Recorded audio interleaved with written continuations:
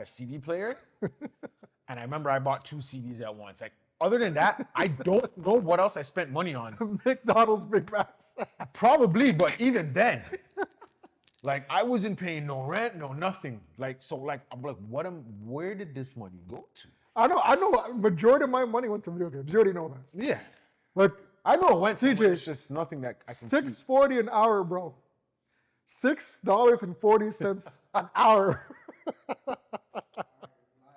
Yo, oh, we're live, my bad. Hold on. 3. Yo, I was making like $20 an hour, man. All right. Welcome to episode 6 of We All We Got. I got my boy to my right, DJ H2O. You know, this man's trying to break man's back here. Yo, old, B. Can't be smacking man's in the back like that, B. Trying to finish man's off, man. Here, Chris me, bro. Listen, you have to get up in the morning. You have to do. Yo, shout out to Pops. He's the one that told me a couple years ago the most important thing to do when you get up is stretch. Yo, Grum. Listen to me. Let me tell you how stretching has changed my life, bro. Yo, Before that, I got up in the morning, I would hear like Yup. crack. Ever since I started up and getting stretching, different me, bro. Yeah, that's So for all you people over 40, over 35, get up and stretch. It's not all about just getting up and, having breakfast or, playing games or watching TV. First thing you should do is pray, thank God for your blessings, and then stretch. or whoever you believe in. Whoever you believe in, that's right. You know what I mean? Right. But we all can't be like Soulja Boy and just hop up out the bed with our swag on, you know? Some have to hop, some can't even hop out the bed. You gotta slide out the bed. You gotta slowly get up, stretch, contemplate. Hey, let me ask you something real quick. Are we at the mid-range midlife crisis? Are we at that age? Or is it at 50? I've always wondered that. Whenever they say, Close whenever to they there. say midlife crisis. Well, is midlife crisis really 50? Like, Because at 100, nobody's living to, you may live but to that's the thing, midlife would be, 50 would be if you're living to 100 for sure. Yeah, but I guess the average age now, It's usually, maybe like around, they usually say like between, I think, we're in our, so 45, 50, so we're- 40, 50. So we're near there. we're past mid-range, bro. Midlife, no. If the mid-range about 75, 75. Oh, yeah, okay, well then. Fuck.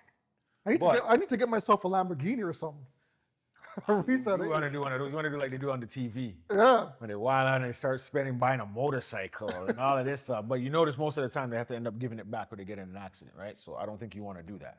You got to find a different kind of midlife crisis to. My midlife crisis will be playing the lotto and winning. That'll be my midlife crisis. What do you Start spending money on the lotto or something. Like I got to do that. What are you looking to most forward doing when you reach like 70? Like, to me, I want to cuss off everybody and everything. Oh my Like God. I'm going into the grocery store. I'm not. If people are taking too long in the line, I'm like, yo, hurry the F up. I don't got time to waste. I'm almost going to reach heaven. Instigating, I'm starting stuff. I'm I'm letting it off. Like I don't care. Like, and if you're young, please say something to me. 'Cause I will let you know. Cane and everything, eh? I'm not kidding nothing. Just be like, listen, bro. Like, I've done everything you've done. Eh? You keep wilding out. Keep thinking that you're not gonna reach here. If you think you want to stay young your whole life, you know what that means? That means you're gonna die young. And I don't think you want to do that. You want to get old. Yeah. Everyone, you want to get old. At some point, you're gonna realize that, and you want to get old. I'm looking forward to my discount at Shoppers Drug Mart. Everywhere. I'm looking forward to my discount at the movie theaters. I'm looking forward to speeding on the highway, cops pulling me over. Hey, Take advantage of all of it. Early bird specials. you're gonna send me to jail? I'm there. I'm 80 years old. I'm looking forward to all that. I'm there. Send me. Yeah. All right, what topics you got on the docket today? What do you got first? Me. Yeah, what do you have? That's you. I'm gonna go first. Told you your topic guy. All right, we'll go first. I respond to your topic, but I might have a little something for us later. But I'll let you bring out the first topic first, and All right, let me spin it off. All right, so something out. let's talk one of our favorite topics, the NBA, of course. We're in the finals now. I think the last time we spoke about the playoffs, we were talking about the Knicks And the Leafs. and the Leafs. Hoping they would make the finals so we can celebrate together and bring unity. I guess that is not happening. Coulda, woulda, shoulda, didn't happen. So, but it's nothing surprising to anybody else here. So I mean, it's whatever. It's just consistency. At least that's what we both can say we have is consistency. that's right. That's You know right. what I mean? But now that we're in the finals, we got the Indiana Pacers, we got the Oklahoma City Thunder. Shout out to the Canadians. Who's the Canadian Keeping it guy? holding Who's it the down. Canadian guy on the Pacers again? Maybe I think there is one. Sorry, I don't keep up. Nemhard. I think his name is Nemhard. Oh, he's a Canadian guy. Well, think so. shout out to him. Isn't he battling Shy? Shay? Yeah. Aren't they going at each other? That's Yeah, nice. yeah, Well, the honorary Canadian Pascal, Hmm. give him props for making it back there. He's hooping. Hey, I know this is outside of the question that we have, but that was another Raptor. Should Raptors have paid him? Pascal? Do you think he? Okay, let me ask this. Not that they should have paid him. Do you think he'd still have the same result if he was here? Like, I'm not maybe not the finals, but do you think he'd still play the same? See, that's hard. He'd be the same player as if he was with this Raptor squad, That's hard to say opposed because to the Indiana he's with now. it's a different team, right? Like that's what Like I'm if saying. you have to throw in the mix, we still have Scotty Barnes. We still have what's the guy's name? Grady Dick. Right. But he would have been our leader, right? You would have had to make Siakam the focal guy. In terms of the veteran leadership, it would have to be Pascal Siakam, right? Because he already has a championship under his belt, right? So in terms of that, should we have paid him? I think so. But what would Based on someone, I think. Sorry, but based on someone what all these other players are making, that like he's not? didn't go as far and are supposed to. Then Is he- maybe we should have. Is he a max contract player? That's the only thing. Probably not. I But don't there's a think lot of guys that aren't max. Well, I don't blame the Raptors for not paying him the max because, yeah, I don't. Yeah, if it was him that got us the ring, then I would say yes. So Give do- him the max. what do you mean? Maybe If it close was- to you don't- max you don't because it think- was Kawhi. The adding of Kawhi is what did it. Siakam was able to play the way he did because Kawhi was there to take that attention. It opened up for Siakam. No one's watching, double teaming him, Gotcha. focusing on him, knowing okay, this is the scorer, whatever. Everything goes through him. Everything was basically going through Kawhi. You could even say even Kyle would have gotten some of that action taken away, from Siakam. Siakam was like second, third. He made himself second best scorer in that thing. But if you really just look at it on paper, you probably would have been like, for going to your scoring and get what you need, you probably went Kawhi, Kyle, then probably Siakam. Yeah. If anything. So and getting a max, no, but I would have tried to at least get him somewhere close. Close, yeah. You know what I mean? Let him know, because I mean, if you take him out of that championship mix, I don't see them winning a ring. Like I think he was an integral part to that. So because they won a ring, definitely would have been hard. Yes, yeah, yes. because they Or won a maybe ring not get with that. him, and because he was an important part, they should have paid what he deserved. But again, max, no. I mean, all these. Or even go above what you were willing to pay, what you wanted, but go above that. Yeah, And then show him, hey, look, we're going above what we want to give you. But again, that's a whole. You could say if we paid Kawhi what he wanted. I don't know if we could have kept Kawhi. I don't even think it was If we could have kept Kyle longer, if we could have kept Pascal, I think if we would have run that back, I think we'd win another ring, personally. Well, But people have their own paths. yeah. Right? People make their own decisions. I think it was all on Kawhi to staying. If he stayed, then we would have kept that team. Yeah. That team would have probably stayed intact completely. Well, it was really just him that left that year, right? Yeah. Him and Green. I think Lowry left the following year. Yeah, no, not everyone left. We still had basically the same team intact. It's just was Anunoby was Anunoby there Yeah, I know who was there. when we got the title? Yeah, I think last year. Okay, so there I you think go. last year was his first season. Or no, 2 years ago was his first season. So Yeah. he was there. Yeah. Okay, so there you go. All right.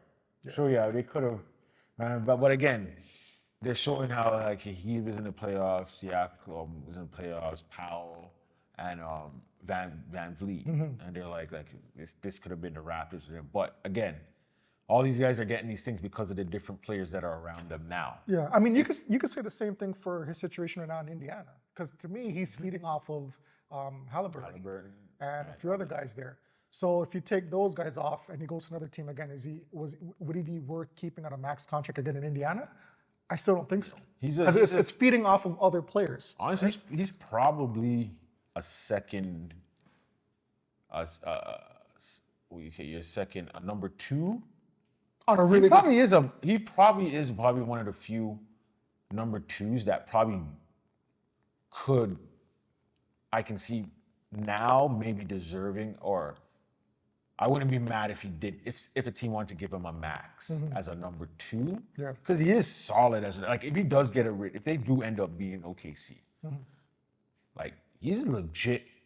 If you don't want to say he's a number one, he's a legit number two Well, for he- that team, well, he- well, he- if anything. He was the MVP for the Eastern Conference Finals, right? Yeah. And a lot of people were thinking that Halliburton was going to get that, right?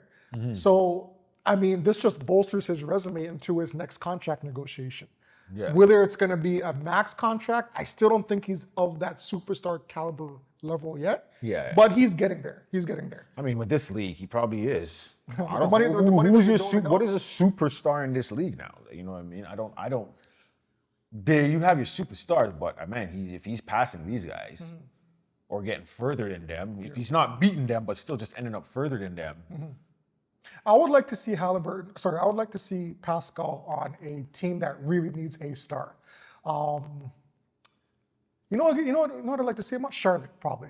I know they have the ball guy, the ball point guard running that right now as far as superstardom is, kind of, but I would like to see him take that mature leadership role where he is that guy on a team rather than feeding off of a Halliburton or rather than feeding off of a Kawhi Leonard in Toronto. I want to see a team where he's actually definitively the number one guy. So I think Charlotte. you want to see him as a number one. Yeah, Oh, yeah. I okay, don't want to okay. see him as a number two, as a third option. I want to see how he would excel as that number one option on the team.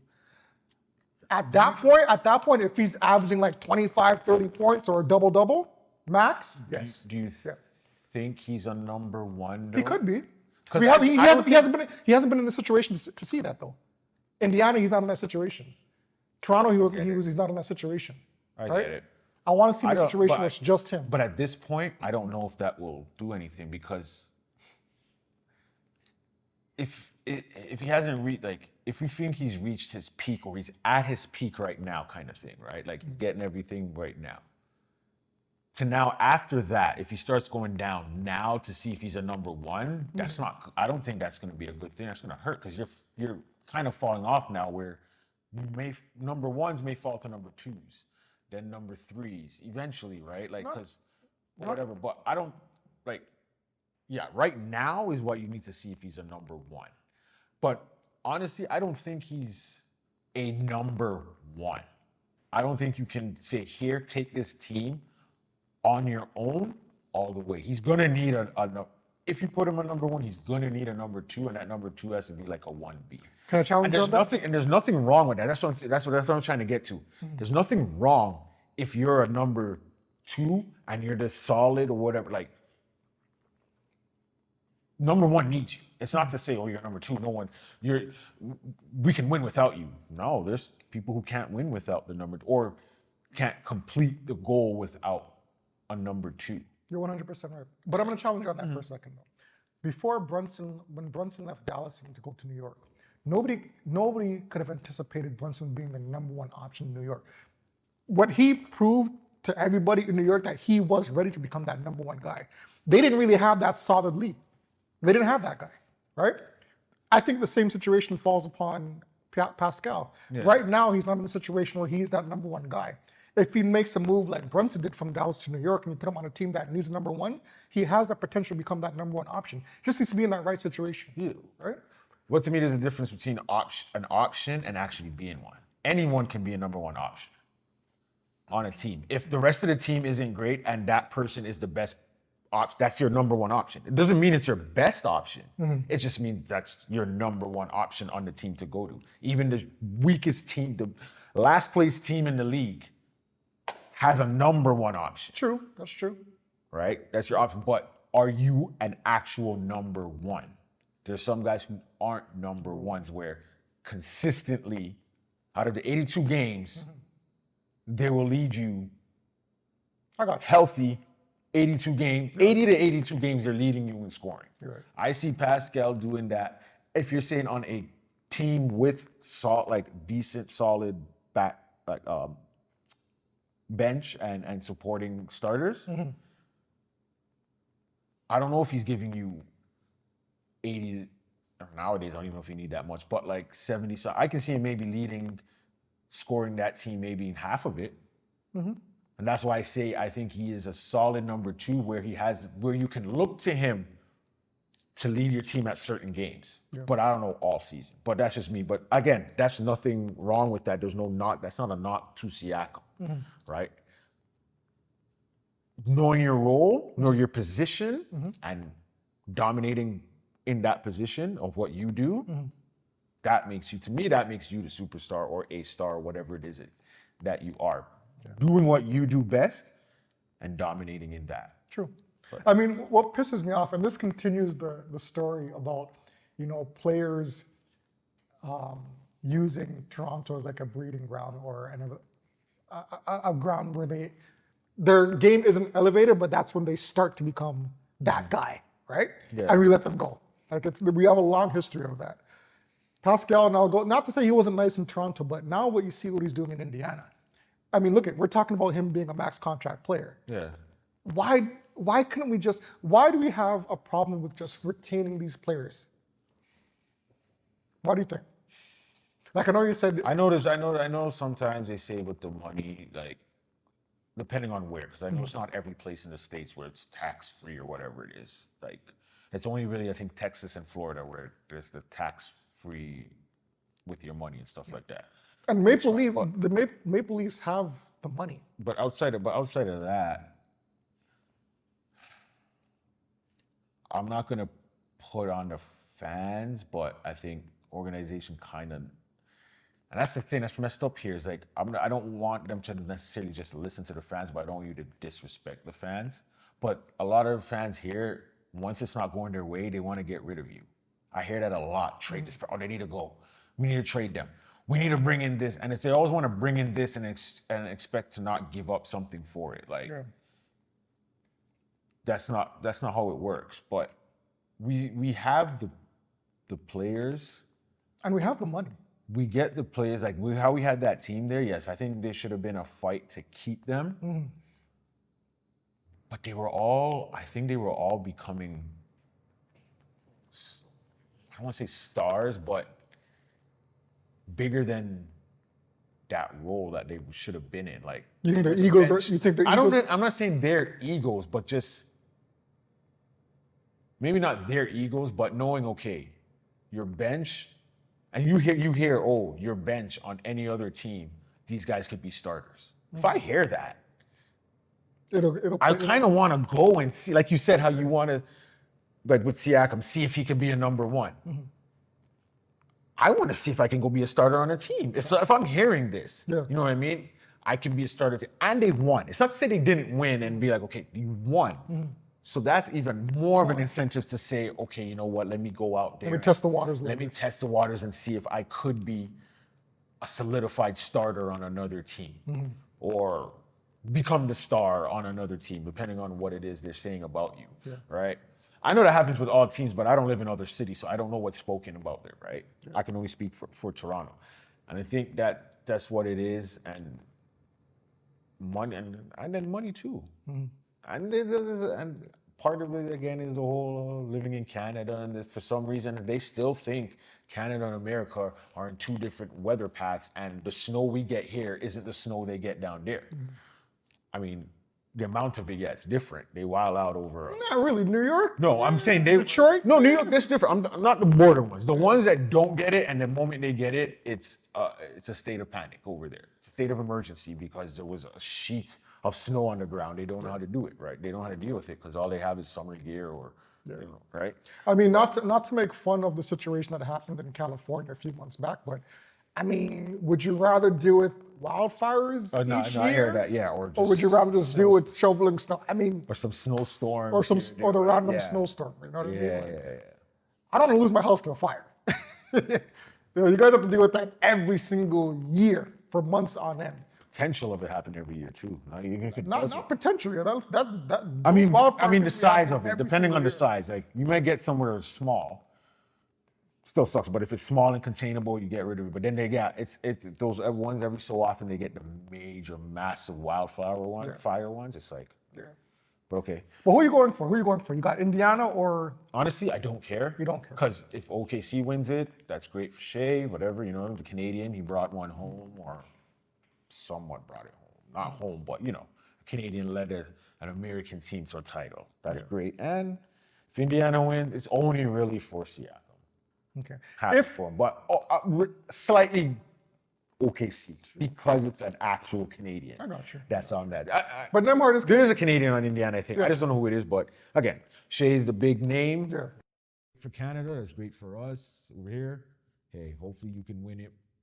And it's in OKC. It's not even like one of the big marketplaces you're doing it for, which is huge. That's true. Right, so We're seeing how Indiana has run through the playoffs being the underdog for pretty much each round. yeah. If they win these finals, is this one of or the greatest upset story in NBA history? I think they're the number 5 seed. I'm not 100% sure, but I think the number 5 seed. I think, not 100% sure. But if they win this series, because they beat up on Cleveland, right? They should have lost that. They beat up on New York. They should have lost that, right? They should have lost the first game against OKC in the finals. They came back from down 15, 20, whatever it was, and they won. If they continue this streak and they end up winning the finals, outside of, I'm not too sure how low Detroit Pistons were ranked when they won. I'm pretty sure they weren't were they the number 1 seed? Not 100% sure. I don't know if they were number 1, but No. I don't think they were at 8 seed. No, they were the 8 seed. No. But if the Pacers win this, are they legit one of the best underdogs to win the championship? I don't know. Okay. Yes. Yeah. All right. Underdogs. Okay. Let's look at it this way.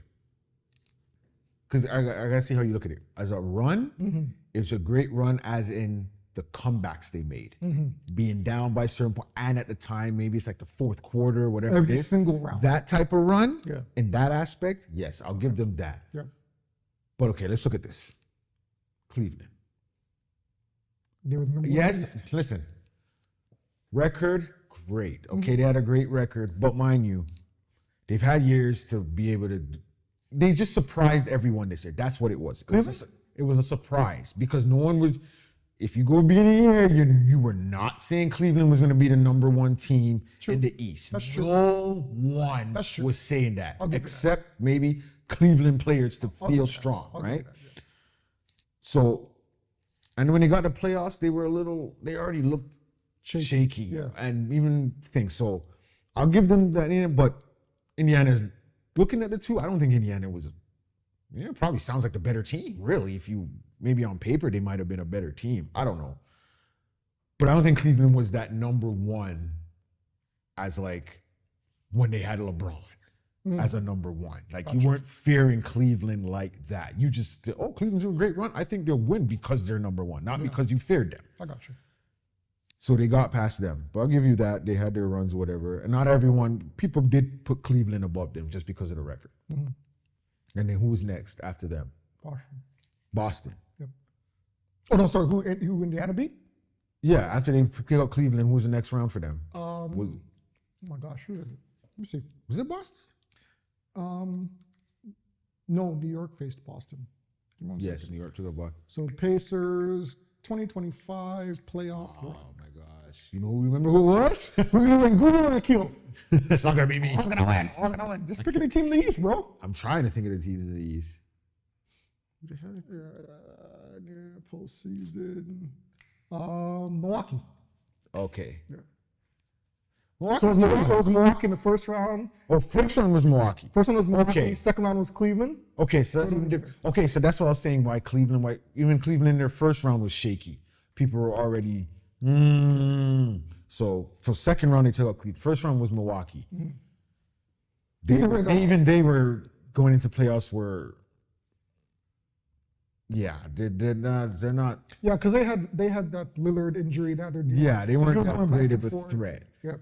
And then okay, the Knicks was the last one they just got by, right? Which people were hyping off of the Knicks thing, but The Knicks were on paper. The Knicks were the better team. as an underdog, I don't think they really beat any teams that were like, if you want to look at it, way above them. Like, oh, these guys definitely aren't winning this because this team is way better than them. Yeah. But I will give them as a great run, Yeah. as in how they won their games. Facts. Like coming back, being down 20, Yeah. or being down whatever it is in a few seconds, being able to bust those out and and win the games, I'll give you that in a run like that. Okay. But if you're a 5th seed, I do stand corrected. 8 seeds, yes, I'll give you 8 seeds. 5th seeds, depending on who you beat, Yeah. I'll give you those runs. I do stand corrected. Indiana was actually the 4th seed getting into the Okay, playoffs. so- Milwaukee was the 5th seed. Now you could still look at that and okay, they may be higher ranked than Milwaukee, but on paper, I mean, if you have Giannis and you have Lillard, right, and you have what's the guy named Portis, I still know more players on the Milwaukee team than the Indiana team. All I know on the Indiana Yeah, no, team I'll is give you so that. even though Indiana had the better record, I still saw them as I'll positive. give you that. But again, like you said, if you're basing it off seeds, then no. If you're a 4th seed facing a 5th seed, I'm not giving you an. Even the 5th seed beating 4th seeds, that's the only one where it's like I don't still say too an upset. close. I don't say Yeah. unless those records are like completely different. Like that 4th seed is 10 games above 500, Yeah. and the 4th and the 5th seed was like 15 games below. Yeah. Then I can see you saying, okay, there's an upset. But usually 4 or 5 is like 3-2 games, That's a maybe good point. 1 game off. So I wouldn't even really give. That's why I said seed wise, no, it's not. It's nowhere near the greatest one. But yes, run as in we're down and we come back and beat you. The next game we're down again and we come back and beat you. And then definitely. I think it's a very dangerous. And if they beat OKC, Yeah. who everyone had them winning regardless over Indiana or not, Yeah. as an opponent, they had OKC winning. So if they were able to pull this off, I'll give them a run. I'll let them as a great run throughout the playoffs. Yeah. If you're Reggie Miller, are you genuinely happy for your team, or are you thinking that should have been me? Damn it! 99% happy for you. Yeah. 99%. I don't know. I'm feeling away from I'm feeling away from Reggie. That 1% strong though. Because that 1% is that should have been me. Should have been me. It's a heavy one, right? Yeah. But you can't be. I think it would have hurt more if it's closer to when you left. True. That's true. If they did this like 2-3 years after you leave the league, that's gonna hurt. gonna hurt. I don't know if I could. I don't even know if I want to be a rat. Like I'll clap for you, yeah, that's great, but I can't be there, knowing that. Damn, I could have just rode the bench for the next 2-3 years and I could get a ring. It's like one of those moments where, like when I looked at Reggie when what's his name, Ray Allen. Shout out Yeah. to your boy Ray Allen. When he beat Reggie's record for the Freeze. first time, When he and you passed. saw Reggie clapping, I'm like, yeah, he may be clapping, but you know deep down he wants to attain that record. For Yes, he got no ring, but I mean it's 3, so he probably that I can see him obviously dealing with easier than someone bringing a ring to the city. You just being passed for 3-pointers, okay, whatever. Like it's not to say he's a garbage 3-point shooter either, Ray, and whatever. Like he probably knew that's gonna get passed eventually. Like, but yeah, for them to bring the ring, like if they bring a ring now, should be happy. You'd be happy. They still talk about Reggie. There's still people in the comments that's like, yeah, you know, it's Reggie still.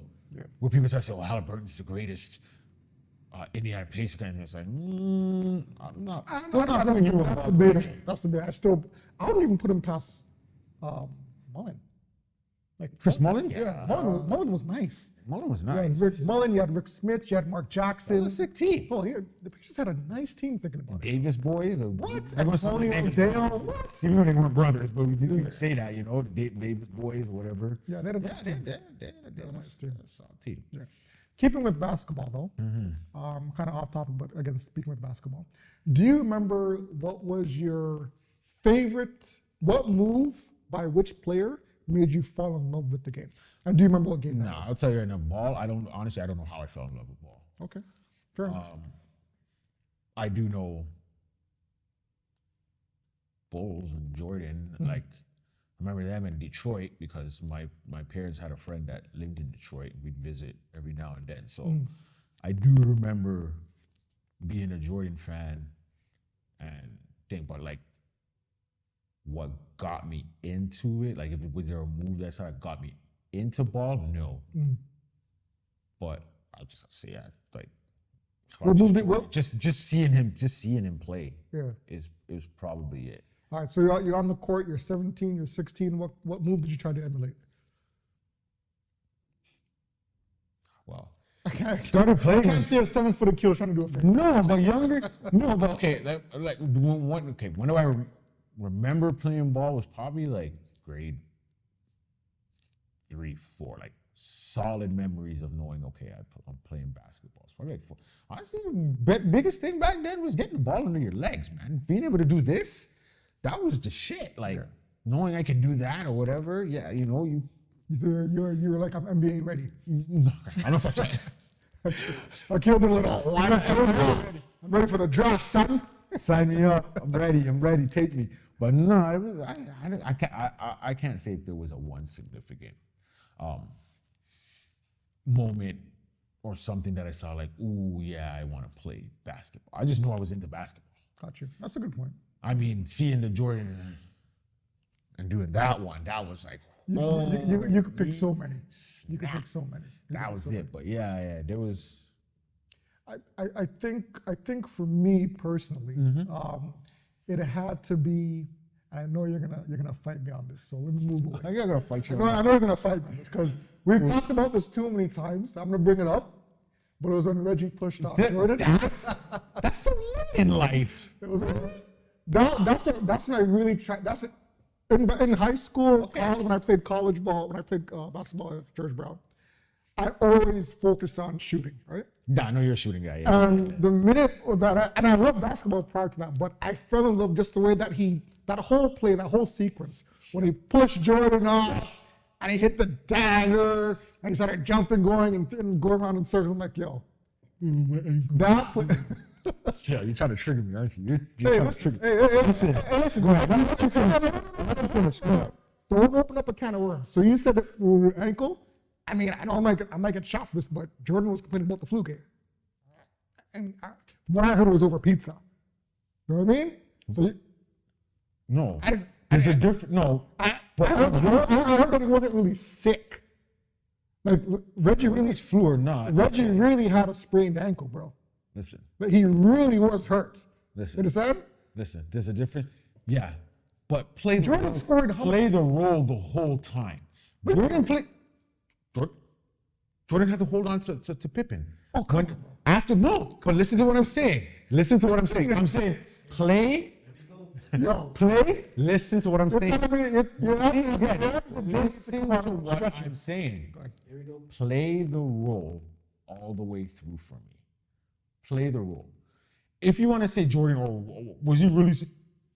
But if you look at it, he looked sick. You can see it. Even when he hit the shot, Pippen was holding him to carry him off. Even if he wasn't sick, and he did play the role out. Play it all out. You get a Reggie, hold on. Hold on. Go ahead. My man is on.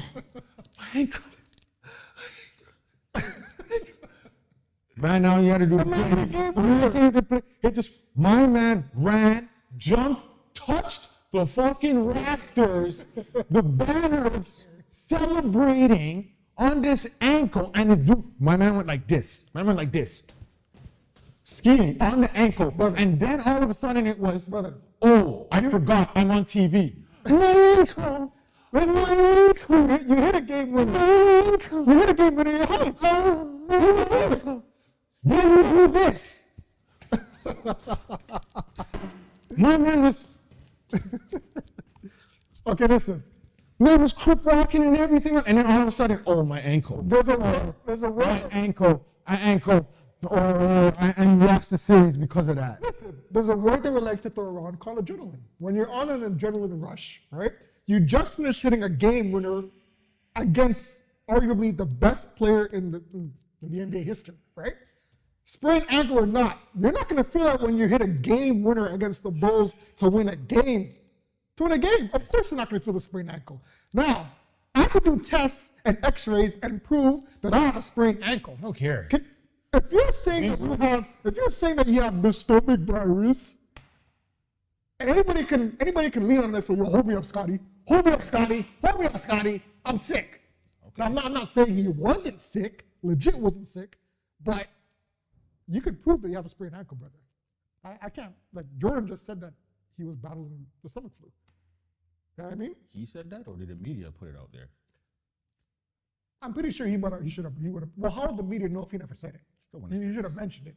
Listen, I'm still a Jordan. It may look like I'm bashing Jordan. And you know what happened? See, Reggie should have just been hurt and all that because he might have won the series. you doing that shit made you lose the series because Jordan said, "Yep, took that personal." Oh, your ankle's hurt. Oh, it's not. Oh, okay. I take that personally. I take it personally. Regardless. So like we won the series anyways. We won it. But I do remember you though. Called me. It was a legit play. This guy called me on the It phone. was a legit play. My phone rings. I pick it up. This guy. Reggie. I'm like, shut up. Let me tell you what the argument was. Listen, this is the way to catch this guy. Watch this. I'm gonna contradict this guy right now. So, was that a foul? Is what a foul. What did you do to Are you Jordan? gonna try and say the angle? That one? Yeah. Obviously it was. Okay, cool. Then what about when Jordan did to Homeboy on Utah? What did he do? What's the difference? You really? What's the difference? What's the guy's name on Utah? What's the guy who pushed off me? Are you really comparing? Was that not a foul? No, it's not a foul. Exact identical. Are you? No, it is not. Oh my god. Oh my god. Oh my gosh, I'm gonna throw up. I'm gonna throw up. No, stop. Don't do that. Don't do that. No, stop. Don't do that. Don't do that. Stop. Stop. What? No. What Reggie did to Jordan when Reggie hit the game winner, you guys tell me if those aren't identical Stop. plays. Okay, Go to ahead. me, when someone says identical, Identical. that means it's the exact spot, it's the exact position. No, you can't say, oh, we're identical twins, but I can completely tell the difference. Like, go ahead. you're saying they're the exact same. Okay, so let me show you the difference between the plays. One, if a man is going with you on momentum, you're playing defense. I'm going this way. And hold on, no, do not cut me off. No, I'm not gonna cut Do you off. not cut I'm not me cutting you off. I'm gonna do Stop. theatrics. Go ahead. I don't need to do theatrics. Your ahead, theatrics are extra. Going to this. I don't know where this came from. Jordan Fleet went No, he didn't. First off, Go ahead. right? There's numerous debates on whether, and even freaking what's his face? I see, I don't even remember his name because who cares about him as a friend? He was trash. He was getting destroyed every game. Somebody Google that Right? in Utah. So Yes. he was already moving this way. He's already done. Okay, you want to say this made him fall, which it didn't. He was already falling anyways. And all it went like this, step, and shot. Now, what you want to compare is you're standing here, or you make a move a little bit towards this way. I run, push you off, go this way, catch the ball, and shoot. Now, mind you, he hit the shot. I'm fine with that. He pushed off of him. He did, and Reggie said it too. I'm going to put it on the refs to see if they will make this call. That's what he said. I shoved Jordan, and they didn't make the call, which, okay, you didn't want to make the call? Fine. You lost the series. You should have made the call, and maybe you would have won. But anyways, I'm just saying they're not the same. He didn't call the foul. That's cool. That's fine, because I don't want that. Looking at it now, I don't want that. It's an aggressive play. They came at each other. He pushed off. You know what? That might have been worse because it might have been like, oh, see, Jordan gets all the calls. Look, that wasn't a foul. So you know what? I'm happy that he made the thing. But you can't say they're the same. You cannot say they're the exact same play. So the way that AK just explained it, right? The right way. You ever have siblings that say when they get caught fighting with their sibling, and when they try to explain to the parent, they kind of downplay it? How did I down? You know what I mean? What did I When you said Jordan just went like TJ, you saw that, right? When he went like this. No, that's not how he just said it. This man fully got He up. went like this? Oh my Lord, have mercy. This man said You said like this. No. I don't know how someone could go like this There's and then still shoot the ball. There's no way that Jordan went like, what's the guy's name? Brian Russell. What about Brian him? Russell, there we go. There's no way that Jordan just went like this. Yo, Jordan fully pushed the man. No, you didn't, because Oh my listen. He's Angle-wise, you cannot say. I cannot say that. Oh, Jordan didn't touch him at all, or didn't put his hand on him. I'm not saying he never put his hand on him. He didn't touch him, but he didn't shove the man. The man didn't fall because of him. He was already stumbling. Jordan had his hand on him, maybe did that. You see that with everyone. Even now, when guys are playing and they come in there and they do their little hop thing and they push off. So everyone does these type of things. Even what Reggie did, that gets done or whatever. It gets done. It's hidden. Sometimes it doesn't get seen. But all I'm saying is between the two, A shove to the chest, this is easier to call a foul than if someone's going like this and he does this. Because anyone dribbling, when you go to the lane and the guys do this, is that not a, how come I can do this to you? That's a push off. To me, that would be a push off. That's almost the same thing there. But if I'm running at you and I do this to you to go get the ball, that's a shove. There's a difference in between the two. That's what I'm saying. You know someone's winning the argument when someone's continually pushing the other person on purpose. Because that's part of it. We're gonna pull this. The whole thing is the physicalness of the contact. We're gonna pull this. All right. Pull it. Is the Jordan push? Jordan haters and LeBron lovers will say No. Jordan I'm fouls. not a Jordan hater. Is I know the you're not. Jordan push on Brian Russell the same as when Reggie pushed Jordan? The same as in not, was it a foul? Okay. All right, put it this way. Is it between the two? If you see the two, which is easier to call a foul on? That is the question. Not if one is, even if they're both fouls, okay? We're saying they're both fouls. Okay. But you watch the play Yeah. and someone says, which one of these is you look at it as a blatant foul, or you can say, you know what, off the bat, it's a foul. Between the two, which is easier to call a foul on? That's what I'm saying. No hate. I don't care if you like Jordan, Exactly. like Reggie. Yeah. We'll make hate, take it out. Put your favorite players in there. Yeah, It doesn't even have to be Jordan or Reggie. Forget about who your favorite player is. No, put your favorite players in both Forget positions. about that. Forget about it. So if you're like the man said, if you're a Jordan lover, if you're a Reggie Miller fan, put that aside. Just look at the plays themselves. All right? Forget if you like Jordan in the past, if you still like Jordan. If you like Reggie in the past, if you still like Reggie, look at their individual play and tell me if you can call a legit foul on both of them or not, or which one has more reason to be called a foul on. I will leave it up. We'll leave it up to the poll. No, Reggie is more of a foul. We're gonna agree. It's easier to disagree. It's easier to call. You can disagree. I know you want to. All right, what do we got next? Who has rings though? That's okay. That's true. Reggie's gonna get his first though. Keep yourself watching. As a spectator. as an We love you, Reggie. I became a Reggie fan when Jordan retired, so it's okay. I wanted you to get a ring, Reggie. As an official Indiana Pacer announcer, he'll get a ring. You know what? I'm not gonna lie. That made me like Reggie a little more still. Then what? I mean, a little more as a player when he shoved Jordan and hit the shot. As much as I hated him that moment, after when Jordan retired, I was like, yeah, I'm a Reggie fan. It's ballsy to do that against a player like Jordan. I give it to Red. That's why it made me even more angry. Yeah. You know, I got a question then, because it almost, I know that we're going on about the game against New York. He pulled. Wasn't that kind of similar? That's what everyone's. That's why when Halliburton did the choke thing, it was supposed to be about that. But that's what I was like. No, didn't he push off the defender? Like that's what they try to say. But he got the inbound. He pushed him off, and then he ran back to where it was. But he stumbled to. Again, it's another thing. Like the guy came at him, and I guess there was contact. But you know when there's if I'm stumbling, contact against who? Both of them. They both had contact with each other. It's like someone had to initiate it though. If you look back at the but I don't know. It's like to steal the inbound, he pushed him off, then got the ball right back. What was it? He hit a shot, and then. But you remember what it was? It was the inbounder screwed up on the inbound too, because he was and I think he was trying to pass to someone, but then messed it, want to go somewhere else. Yes, and that's what screwed it up. But what I think it was on the defense. Like we come in like say you're Reggie and we're coming. So we just coming. No, we're trying to do the end. You hit your three, right? You hit your three. Yep. Right? I'm the defender. You hit your three, now you're coming back. I'm Reggie. I'm the defender. Yes. Now you're defending. Now I try to get the ball. I might come at you and now turn. Right. There's the contact. But it's between both of it. You can't really be like.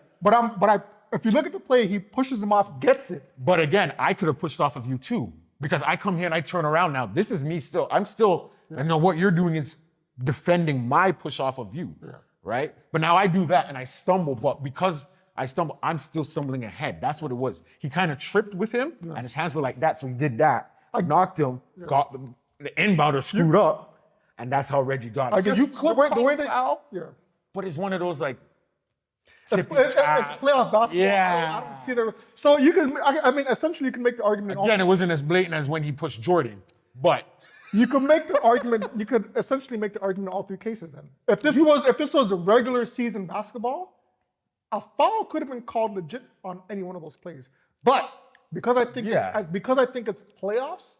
Now, for those of you that obviously watch NBA playoffs year after year, the refs tend to let things go. when it comes to a playoff atmosphere. So Yeah. in all those three cases during the regular season, maybe you could pick one of those and say, yeah, a foul should have been called. But because these are all the playoff atmospheres, I think the right move not to call a foul was legit. Still, Yeah, I still want to pull. You know Like I still what? want people to pull to see which one is a legit foul, the Jordan or the Reggie Miller one. But different part But of the season. that one there, I think the reason they didn't call it because one, the ball wasn't in play, and it's two guys kind of fighting for a spot almost. Like they weren't, like nothing was really happening. Everyone was just jockeying for position. So like, who am I really gonna call a foul on? And the guy kind of fell. It wasn't like he was pushed. He fell.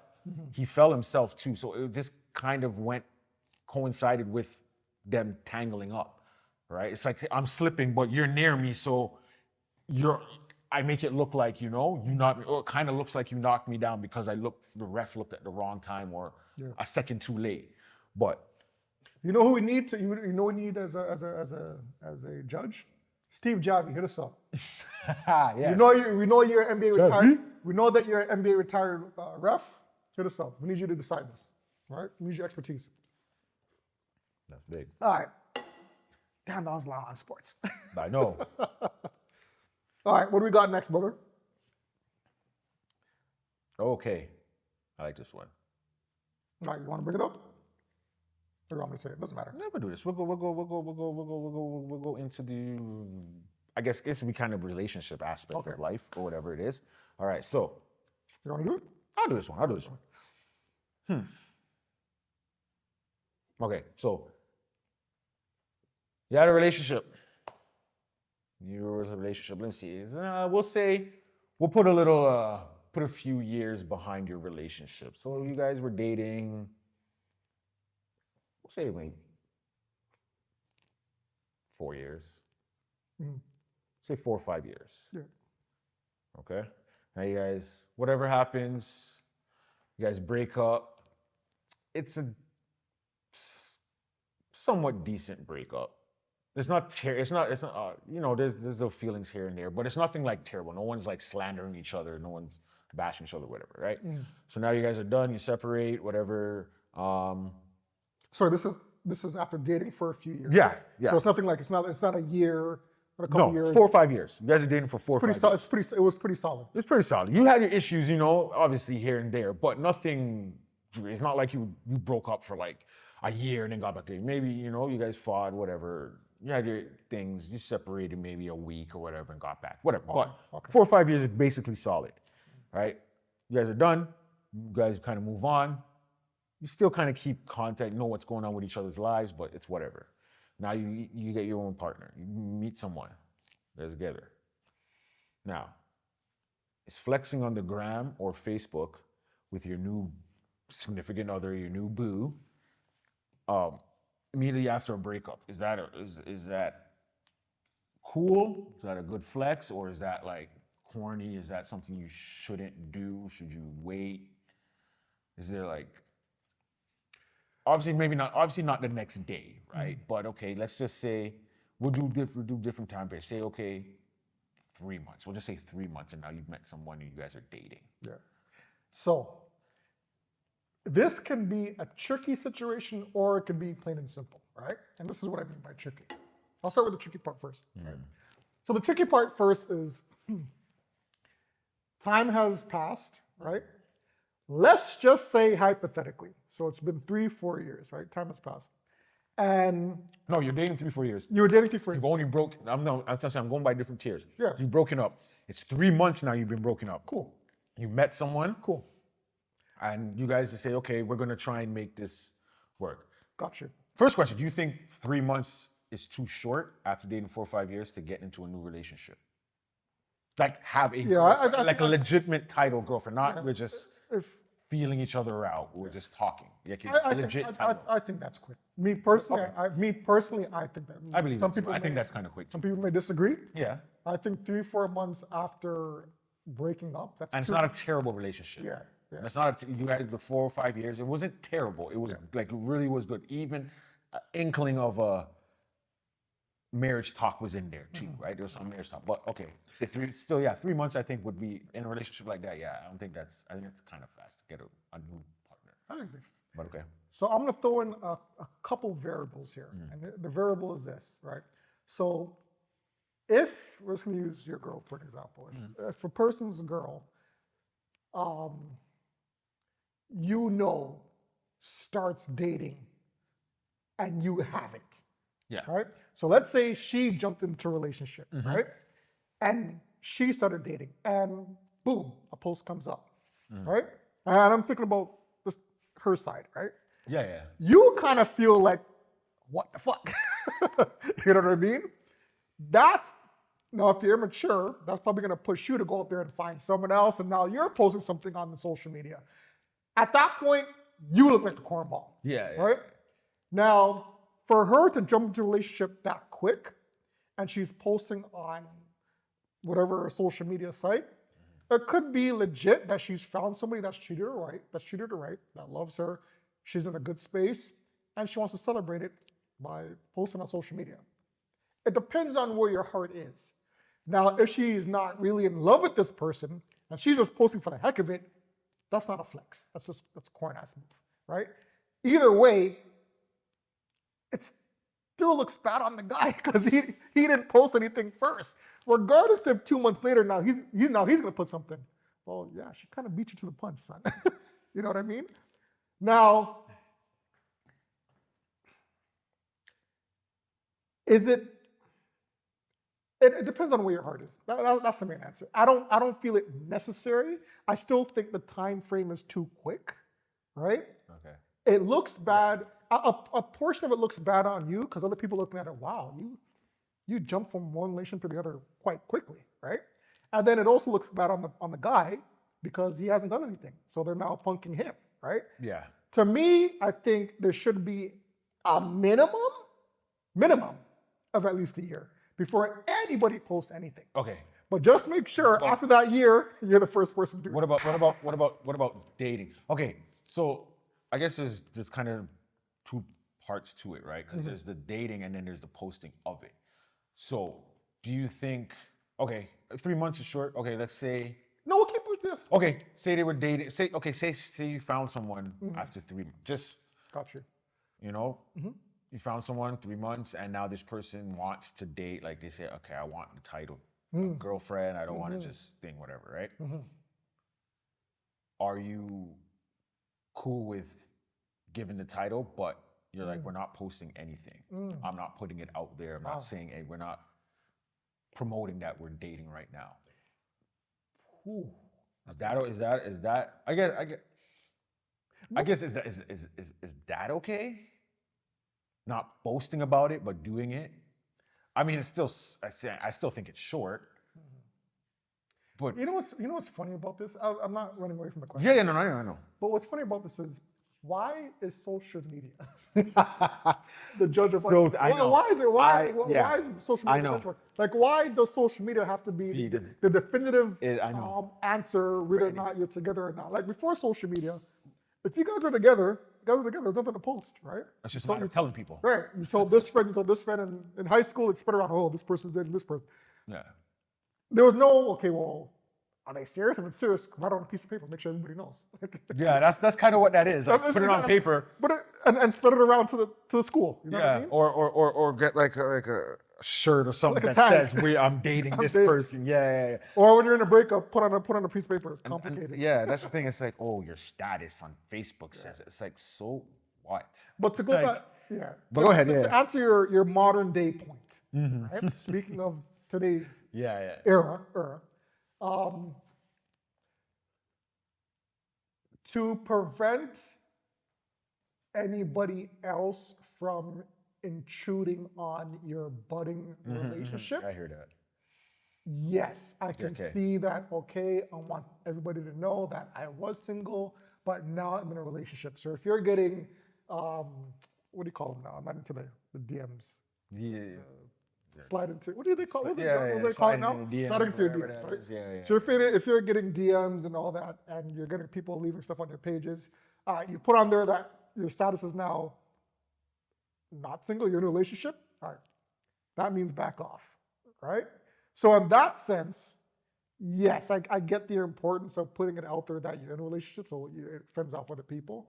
But if you're just doing it as a corny comeback, Yeah, trying to save trying face, to just save show face, off, trying to show off. Yeah. To me, I find that whack. I'm just saying though, if you're gonna do that, make sure you're counting the 365 days, and then boom, you post it. Have it set. You're supposed to pull that trigger. You know Yo, what I mean? just have it set for that date. Just have it scheduled to And post. another corny thing is, yo, if you're gonna like, don't do like some evil shit where you're posting it like on your ex's, your anniversary, or the birthday. You know what I mean? That is corny. That's corny. You know what I mean? Or Valentine's Day. You know what I mean? Because you can post that shit on Valentine's Day, but doesn't mean that she don't like your gift and you guys are breaking up 2 days later. You know what I mean? So, I don't know. Yeah, What do you I like think? that. What do you think? Yeah, I don't see this whole like with the whole posting and stuff. I don't think anyone should feel forced to post the other, like whether they're in a new relationship, they're not, or if they break up or not, because no one puts the negative stuff out there anyways. You're only gonna know because they change their status. No one's gonna put a picture of the two of them standing together. Some people might. Some people will do that. Like they'll post the negative stuff. And I'm not against that either, because that's how it should. Like really, that's how Instagram and Facebook stuff should be. Like the good and the bad, you should be posting, because a lot of people, everyone just posts the good, so everyone keeps thinking, oh wow, look at this person's life, it's so great. And I mean, you shouldn't be living your life looking at others, but come on now, that's just the world we live in, right? You look at stuff and you'll look and be like, oh, this person's went here, or this person's doing this person's doing that. And that's great. And what you got to look to though is the gaps between when they don't post.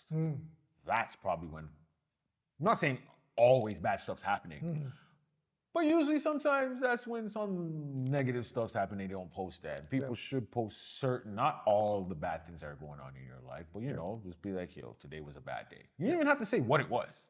Just say, today was a bad day. Boom. So at least everyone knows that. But even then, like you have down days and stuff. I don't have to guess, but everyone has a good day, a bad day. Do you feel as if it's people post just to get something off their chest, like legit? Yeah. They're so Therapy. Just exactly. So it's a therapeutic tactic, right? So they can't talk to their family members. They can't talk to their friends. So leaving these little breadcrumbs on social media makes it look like, okay, they're going through something relationship-wise. People may show concern or just leave a little heart emoji or a break note and say little sign that they're there for you. And that aspect, if they're, without saying the status of your relationship, right? If you're instead of like, forget about posting a picture, right? Just say that you're saying I am in a relationship. Is that still considered corny, or is it that okay? That's fine. No. So I didn't post a picture of me, hugging up on a girl, or she didn't post a picture of her leg on a man. They're just saying that their status has now changed from single to now being in a relationship. No, there's nothing wrong with that. There's nothing wrong with that. No, because it's just informing the people, your people. It's not you. So it's not a flex. No, because all you're saying is just the status. You know what I mean? You're not like bragging on it. That's It's right. like putting all this extra stuff that's unnecessary. It's just, hey, like if you've already had a status saying you're single, obviously you change it. Like if you're with someone, put it. If you didn't have no status up and you just want to, I don't think it's corny, but it's like, okay, why did we need to know that? We didn't know you were single before. Yeah. I didn't know anything about you that. But Not you just put it up there and just saying, hey, I'm just changing my status. Yeah. Saying, hey, in a relationship now. That's it. Okay. Not corny. No. Okay. Your ex, a week later, changes their status. Is that now corny, or, Now, shit. were they I wouldn't- already in the relationship before me Yes. and didn't change it? But now No. I get into one, I change mine, and then they change theirs. I know you changed it because I changed mine. I don't know if it's corny, but it's a corny as in like, I don't care, corny. Like, okay, I'm curious as to why you changed it now. Yeah. But okay, I mean, if I'm her boyfriend, I might and I'm paying attention to all that, I might want to question, like, so how come you changed it now? When No, well, he there changed it? shouldn't be any more conversations. You didn't want to claim me until he did. Well, you're trying to get back with him. Now that you know he's thing, now you can put that, like, you know what I mean? But outside of that, me just being me, and I'm not gonna. If I'm just the ex, and I'm not gonna. Yeah. Like, if you're doing the same thing I'm doing after I do it, then I'm gonna That's be like, fine. okay, Yeah, that's too now much. you're just being a little extra. But Yeah. But poll that. That's another poll. So is flexing on any social media or posting on any social media site after a breakup that you're in a relationship via words or pictures of your new boo, is that corny? Is it a flex, or is it just a legit way to show others that you're in a relationship, you're in a happy space, and you moved on? You guys decide. What do you guys think? and how long should it be? Yeah. If you want, you can put how long should you wait before you post that. Good point. Good point. Good point. All right. What do we got next? Quick thing. We'll do some parenting. Okay. Okay. Okay. So you want to ask this one? All right. Cool. All right. All right. So So all the parents out there, so all the single people. I mean, you can listen if you want. Yeah, We'd love for you to. yeah, whether you're a single parent or You might get some laughs out of this, Yeah. and this might even secure your non-parent living. You know what as I a mean? matter of fact, if you guys have kids, bring them to the room right now. This is the part of the show that we encourage you and your daughter or your son to come and listen in, and we'd love to get their intake, or I would love for you to put what they think they should do at the age of being available to work. So the question is, at what age are you making your kids pay for rent? Or do you let them live with you rent-free until they finally move out? So I'm sure that this is a very popular question amongst a lot of parents. I'm sure this has come up numerous times. Even with different races, different everyone races. that handles it differently. Yeah. I can confidently say within the Black community, we want our kids to get out there in the workforce and start paying some bills ASAP. Or contribute to the house, or the household itself. I'm not too sure how it is in the white community. Whatever community, I know the Asian community may think alike, right? I don't want to put anybody in a box here, but I can speak confidently in my family scenario or in my community. When you're of age to work and you're of age to facilitate regarding paying bills, paying groceries, whatever, you should be able to. You should. That should be a welcomed responsibility. Now, the question is though, at what age? So if your son or daughter can start working at the age of 16, right? Okay. Do you give them some time to start helping out, or do you want them to help right away? Now, like most households, it all depends on how you're contributing, not necessarily money-wise, what you're doing, your part in the family. 16, I'm not expecting you to get a job. You're supposed to be in school. That is your job, like they say. Okay. School is your job. That is the kid's job, Good point. right? They go to the same, just as long as a parent does when they go to work. Almost, well, maybe not just as long, but almost like that, right? You're 9, like school is what? 9 to 3? Somewhere around there, usually. We're talking about School. the hours? Yeah.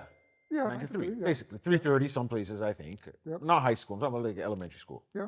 Right? Okay, 16 high school. Okay, we'll do high school because you're not elementary school. So high school is what? Usually what?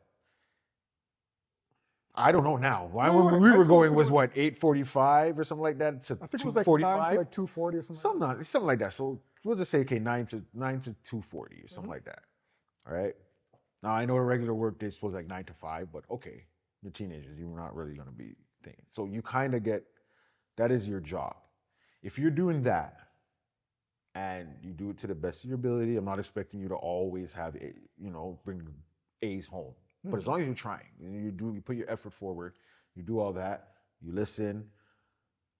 I expect you to get in trouble here and there, but nothing major, you know what I mean? No cops are bringing you home, not getting calls or nothing like that. You don't have to contribute money-wise. Okay. Do your school. I will take care of whatever it is you need. 16. 16, Okay, keep going. right? 16, 7. Listen, as long as you're in school and you're doing, and that's your focus, and you're showing me this is my, and this is going towards what it is, whatever career you want, I have no problem taking care of the necessity things and maybe even now and then things maybe that you want. Because that, like, I can't expect you to do school and get a job. That's too much because you have to study. You have to do all that stuff. You got to study, you got to do all that. When is the time you're going to do that? I don't want you stressing. You shouldn't be 16, 17 stressing about life that seriously. Like, all you should be stressing about is pimples, the girl that you like, if she likes you back, learning to drive, and where you're going to hang out with your friends on the weekend. That's really should be your stress. You shouldn't be worrying about bills and food and like major food. Like, you want a little snack here and there, or you want to get some junk, whatever it is. Okay, you can do any stuff, but I will take care of the basis. Provide a home, food, clothes. What I have to do. Okay. Right, I will do all that thing. So if you're in school, work is not really an issue for at least from 16, so maybe when you get to about 20, 21, 22, like it'll all depend on how everything's going. But if you're in school and you're doing what you're supposed to do, I will take care of it. I have no problem, and I can do it. I have no problem taking care of what needs to be taken care of, and you not having a job to contribute that way. If you're effing around and you're not doing anything, you're not going to school, or you're not taking school seriously, you're just goofing around and all that stuff, then yeah, you need to get a job. Okay. You need to contribute some way. Okay. All right. All valid points. So I'm going to throw you just a little. Yeah, little that's bit what we got to of do. a bone there. So, what if they actively do look for a job, right? So what if they're proactive? So they're 16, 17. Yeah. They're mom, dad. I got a nice job at whatever, McDonald's, the movie theater, Okay. whatever store, and they're making a decent amount of money, right? And they're able to sustain a high level of grades. So they're getting 80s, they're getting 70s, they're getting 90s, they're passing all their classes, right? They don't have a girlfriend, they don't have a boyfriend, so they have $340 left They over. really have no responsibilities. They have no responsibility. That's my point. Sorry, good. They have no responsibilities financially. Do you at that point still expect them to contribute so they have nothing to pay for? Would you say, hey, listen, the light bill is this high? I don't want, that's not, that, again, that's not their responsibility. I know parents, we do that, right? But it really isn't their responsibility. That's yours. That's the parents' responsibility. Like the light. What about this? They're still eating out of house and home. The lights are on. Okay. No. Sorry. You know what? My bad. My mind keeps reverting back. I keep looking at kids' age. Yeah. I keep forgetting we're doing the 16, 17 scenario. Yeah. But again, okay. So 16, 17. Remember, they've taken all the responsibility to get a job. They have a job. Listen, I'm not going to ask them to contribute. Yeah. If we're not struggling, everything's fine. Me and the wife are able to take care of the bills, whatever it is. No, I'm not going to ask you to contribute. You want to get a job? I'm going to let you know, listen, you don't have to. This is what you want to do. If it gets stressful and it's affecting your school, I need you to quit. Gotcha. Right? Don't worry about it. Yep. Right? You want to contribute? Now, if they want to contribute, I don't want to say no, because I don't want them to possibly later on develop if other people say no. Like, I just don't want them to get a thing of not having to contribute or feeling like they don't need to offer. So they can offer. Now, might say, if there's no issues with the money at any point, I'll take their money, but I'll put it aside. Smart. Or I'll tell them, you know what, save it. But now if I feel like they might have a little issue with the money, because you're making money, you're going to spend money, right? Now I see that, okay, they're not really saving. If I know they're not really saving it, then I would hold it myself. Gotcha. I'll take the money, act as if they're paying. I'm not even going to tell them I'm holding it. I'm going to take it as if they're actually paying, and I'm using it to pay the rent or whatever it is. Smart. But I'm going to put it aside and I'm going to hold it. Right? Because I can see they're not the greatest with their money, but it's not to a point where they're coming to us asking for money. That's They right. may be just not saving greatly. But okay. So I would do that. And then later on, when they're ready to move out or whatever they want to do, then I know, hey, I held this aside. This is for you. You can do this or whatever it is. If they want to contribute, if they need, and say if things are hurting and we need a little bit of money and they contribute, I would try and take the least amount out of it and still try and save.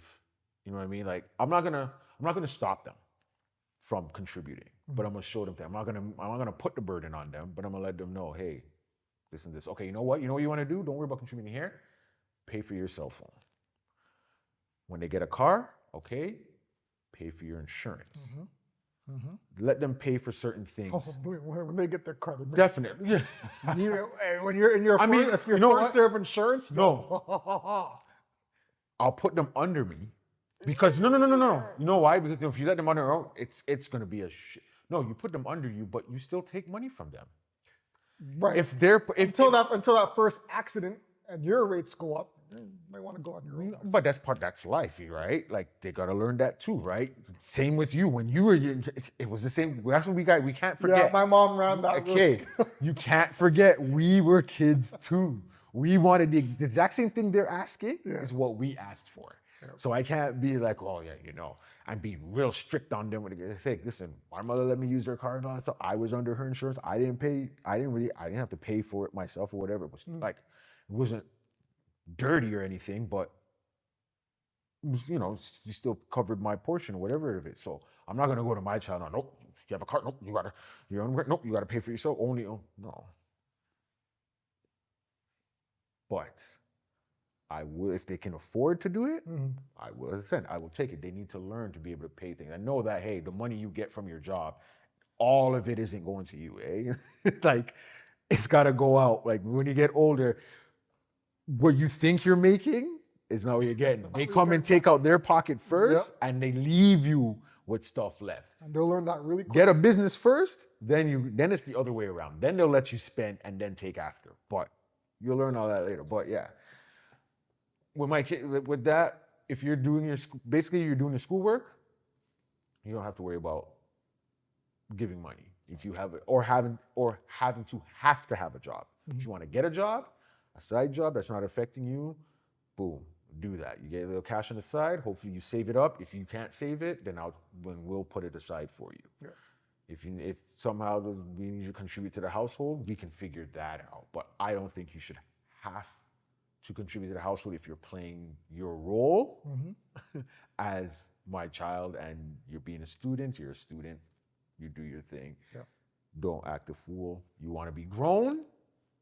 Sure. be ready for grown stuff. See, this is why I appreciate working with this man across from me, because you always need a dynamic of a difference of opinion. That's it. That's how things flow. That's how it's supposed to be. So Yeah. I'm not going to say I fundamentally disagree with you, Okay. but I'll drive a different lane. Yeah. There's nothing wrong with that. Right. But Nothing wrong with that. there's some aspects that you did hit upon that do make sense. Yeah. And that I do agree upon. Like So, I'm saying, yeah. I agree with some things that you said, right?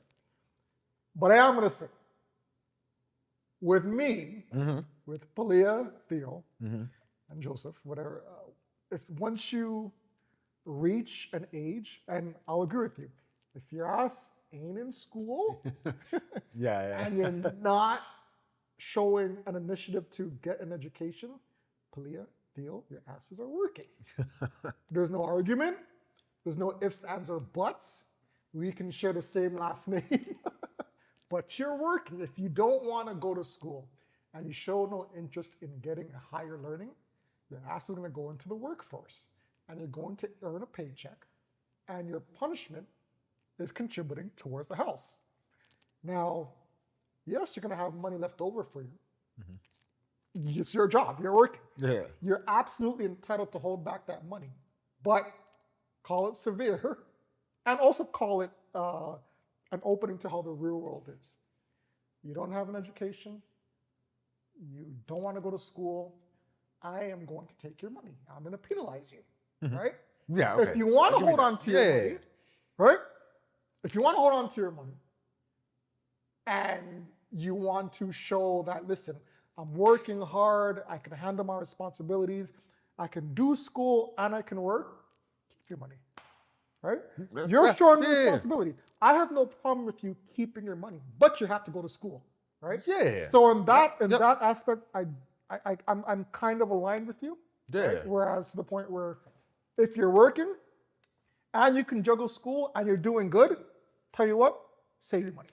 Yeah. We're good. If we can handle it as parents, Yeah. save your money, right? Same thing. Yeah. And as long as you're not spending it on stupidness, understand? Like, I'm gonna admit to you all, right? Back in the day, and as you know, I just told this guy off camera before we started filming. When did I start working? 16, 17, when I was working at McDonald's. Listen, I ain't ashamed to admit it. And all you people that are working now, I'm not gonna name drop anybody, but you know who you were. Carrier Drive. Carrier. Albion Mall, Kipling Avenue. You guys know the location. Dixon, those McDonald's days.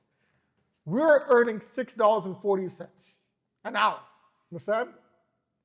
And with my little $200, $300, $400 check, video games, basketball cards. You know what I mean? Yeah. Going on dates with girlfriend. We're taking taxis. There was no Uber back in that day. Taxis Taxi or cost TTC, money. one of them. Never cost. So these things cost money. Walk. So at a young age, I was stupid, right? And my grades were up to par, right? Now, if I was my own parent, and my mom did an excellent job parenting me and disciplining me, but if I was my own parent being more strict, right? I would have said to myself, right? I would have said to my younger self, all right, you're working. You're also going to school. Because you're not doing that good in school, and because you're using my lights, and because you're eating my food, I'm taking a portion of your check. Yeah. Now, you can see that as punishment for not concentrating on what you're supposed to be doing and spending it on frivolous, stupid stuff, right? So going back to my current situation, once my kids are of age to work, if they are doing good in school and they're earning a decent paycheck, it would be nice if they said, here, Dad, here's a little $20. Here, Dad, here's a little $40. Remember, this day minimum wage ain't the same as friggin' No. back in the day minimum wage. Yeah. Like what's minimum wage now, by the way? What is it? 15. 15? Yo. 15, I can tell you right now what I can do at $15 an hour. Understand? But you do remember, you got to also remember cost of living has gone up too. It's not to say cost of living back then, but we're making minimum wage now. That's very true. But But I hear what you're saying. hold on a second. I do hear what you're saying. Because we know the cost of living right now, we're actually keeping our kids at home now because we know the cost of living is outside. Yeah. Right? So because we know that cost of living outside is really high right now, majority of us are keeping our kids here longer, right? So they're banking all that money. If they're banking all that money, $20 is nothing.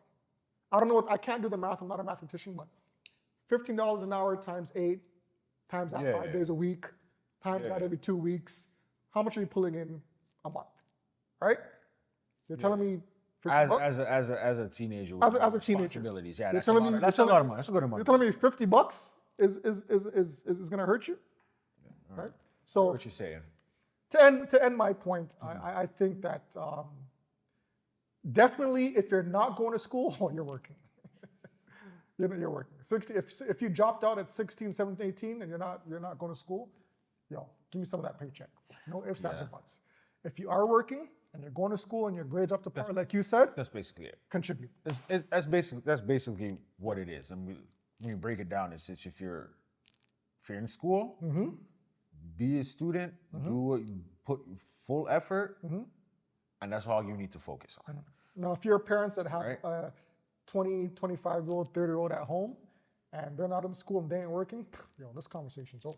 That's I don't know what you're dealing with. That's something I don't unless there's some type of situation like a medical situation, something True. like So that. you're- Then you're- I understand all of those. We're not talking about that, obviously. Yeah. But if they're completely functional, able to move around, get up on their own, go around, party at night when they want to, buy drinks, whatever it is, but they're not working or they're not even like helping you in a sense. Maybe if they're not even working, but they're not doing anything around the house. Maybe they're not doing the chores. If they're taking care of the whole house because for some reason they can't get a job, whatever it is, but they're, they're at home taking care of the house, keeping it clean, all of that, something. You got to do something kind of thing, right? Like, Is that okay with you though? I'm not So going to they're not working, they're not in school, but they're doing chores. I'm not going to say it's okay if you're actively looking for a job, because it is hard. It is kind of hard, right? And I would prefer for you to look for a job that you want to do or something that I know you'll keep around, rather than jump to a job for 2 weeks, 3 weeks. Oh, I don't like this job, I'm out. And now you're going to jump to another job 2, 3 weeks. I don't like this job, I'm out. If I know you're pursuing a job, you're looking, this and that, you're actually out there putting out resumes, you're getting back, and you're getting responses too. Maybe they're saying you're overqualified, maybe they're saying you're not qualified enough, but whatever it is, and you're doing that, and I'm here working, I'm like, listen, you have money, but you know what? Keep the house clean. Do chores, clean the yard, whatever it is. You gotta take me to my appointment. If I can pick whatever you doing, all of that stuff, I can tolerate that. I can deal with that until you get the job. That's not gonna be for the rest of your life now. Yeah. That's not. It's not gonna be like, here, let me just take care of the house and no. That's not gonna happen for the rest of your life. Yeah. But in a situation, special circumstance, we can negotiate that out. That's not gonna be an option, an everyday option. It's a special circumstance where we can use that as a payment in a sense. Okay. But yeah, they have a job, contribute if you can. If you can't, make sure you're doing something with your life. Oh, kind of a segue, but still on topic. Unless you got something else to add. Want your opinion on something? Go ahead. Okay. All right. So let's just say, let's say your son or daughter get a job that is socially unacceptable. E.g., they work at a weed dispensary. So they're 17, 18 years old. They work at a weed dispensary, right? Or they work at a strip club as a waitress or a waiter, right? They're contributing. Yay or nay? And it's a legit question. Okay. So now we're putting the type of job that they're using to help towards the bills of the house. Does that matter? Okay. All right. Welcome, everyone. So what we're talking about now, the job contributing, it's what job they have to contribute. Okay. Gotta answer, man. No, I know, and it's a good question. That's what you got to think about. People who just pop off. I mean, maybe they've been thinking about it for a while, but I can't.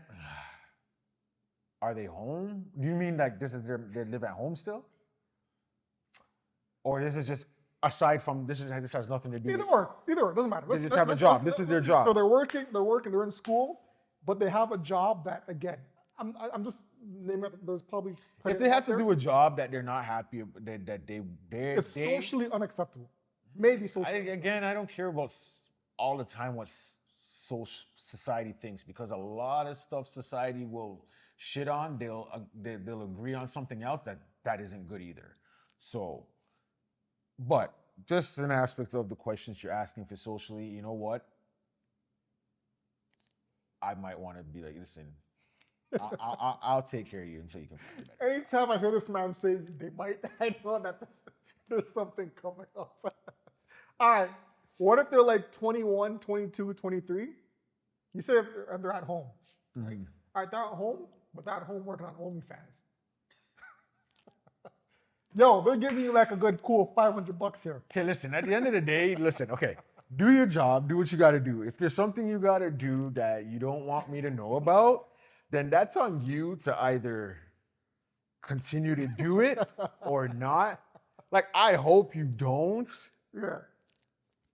but I can't, like, I'm not gonna be the hypocrite and be Hypocrite. like, You're gonna go on OnlyFans too? I'm not on OnlyFans, but He's on. I'm not against. He's on OnlyFans.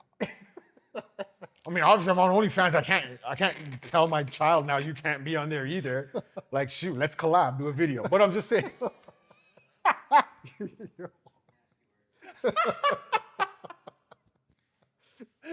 So if they're legit, no. if they're legit saying, "Mom, Dad," Okay, listen. they're legit saying, "Mom, Dad, I know you guys need help with the bills.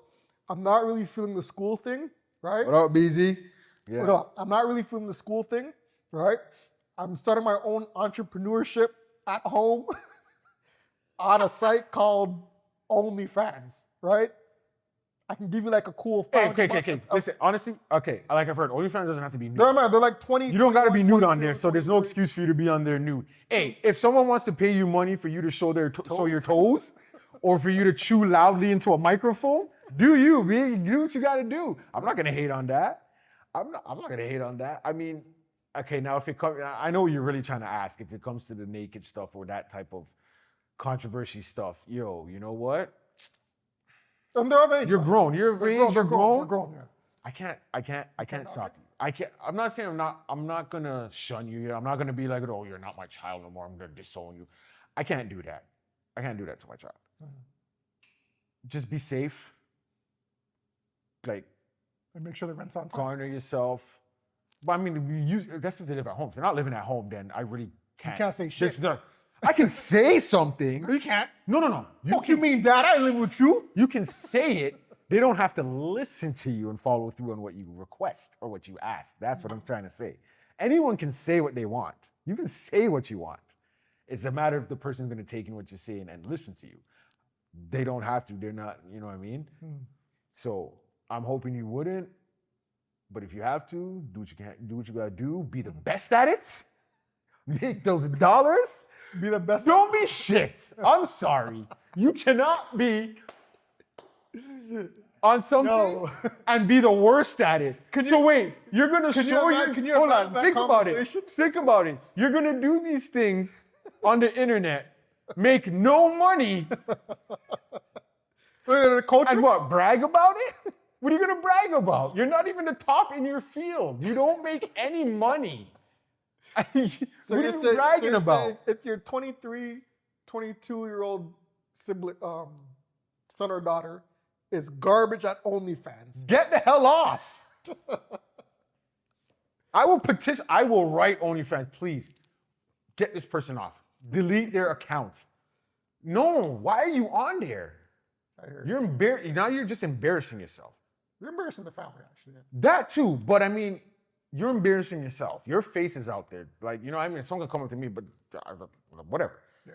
You're embarrassing yourself now. That's what they say. If you're gonna do something, if you're gonna be the best at it. Like, bro, like, Don't be terrible. That's it. If you're gonna be a thief, be the best thief. yo, you're sitting on OnlyFans with an ingrown toenail? Yo, the frig is that?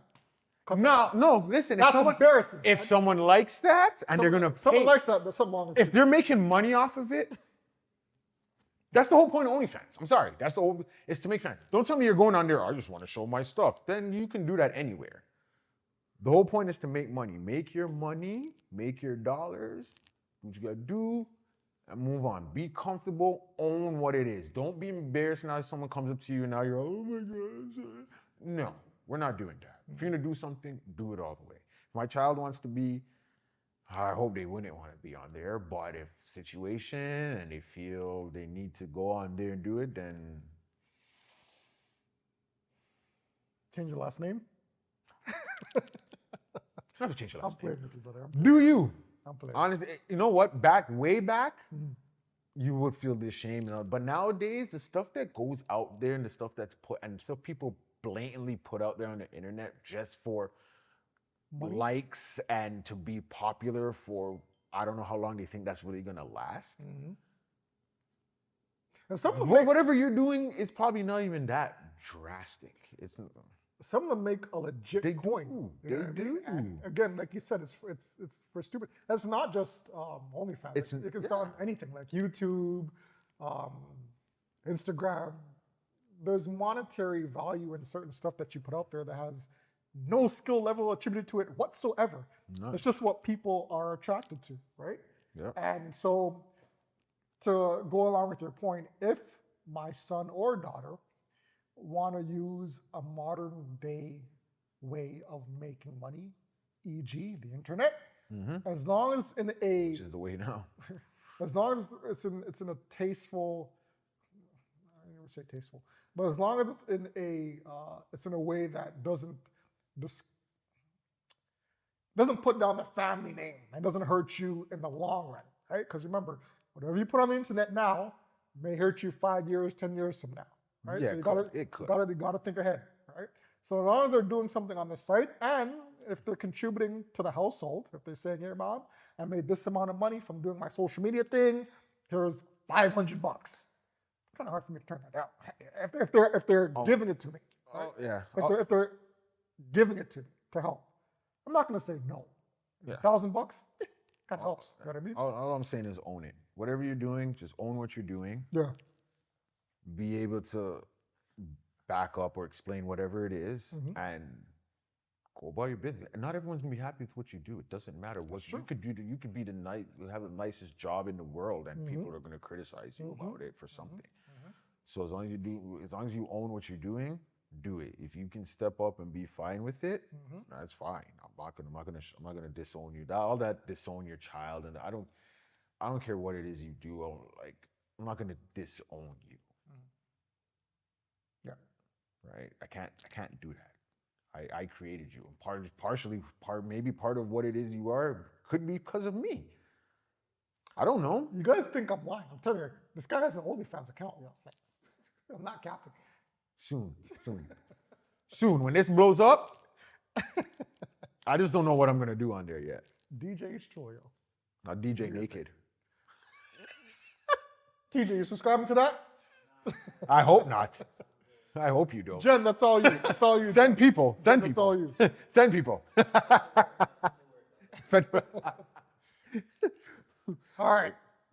You got any topics? Or you want me to end this one off with one? last one? Let me see what I got. Thanks, guys. No, we don't need this one. I don't need to share this I'm gonna list off the last one. one. Let me see if I had one. I think I had something in. Did I have something? Oh, maybe. Hold on. Let me see.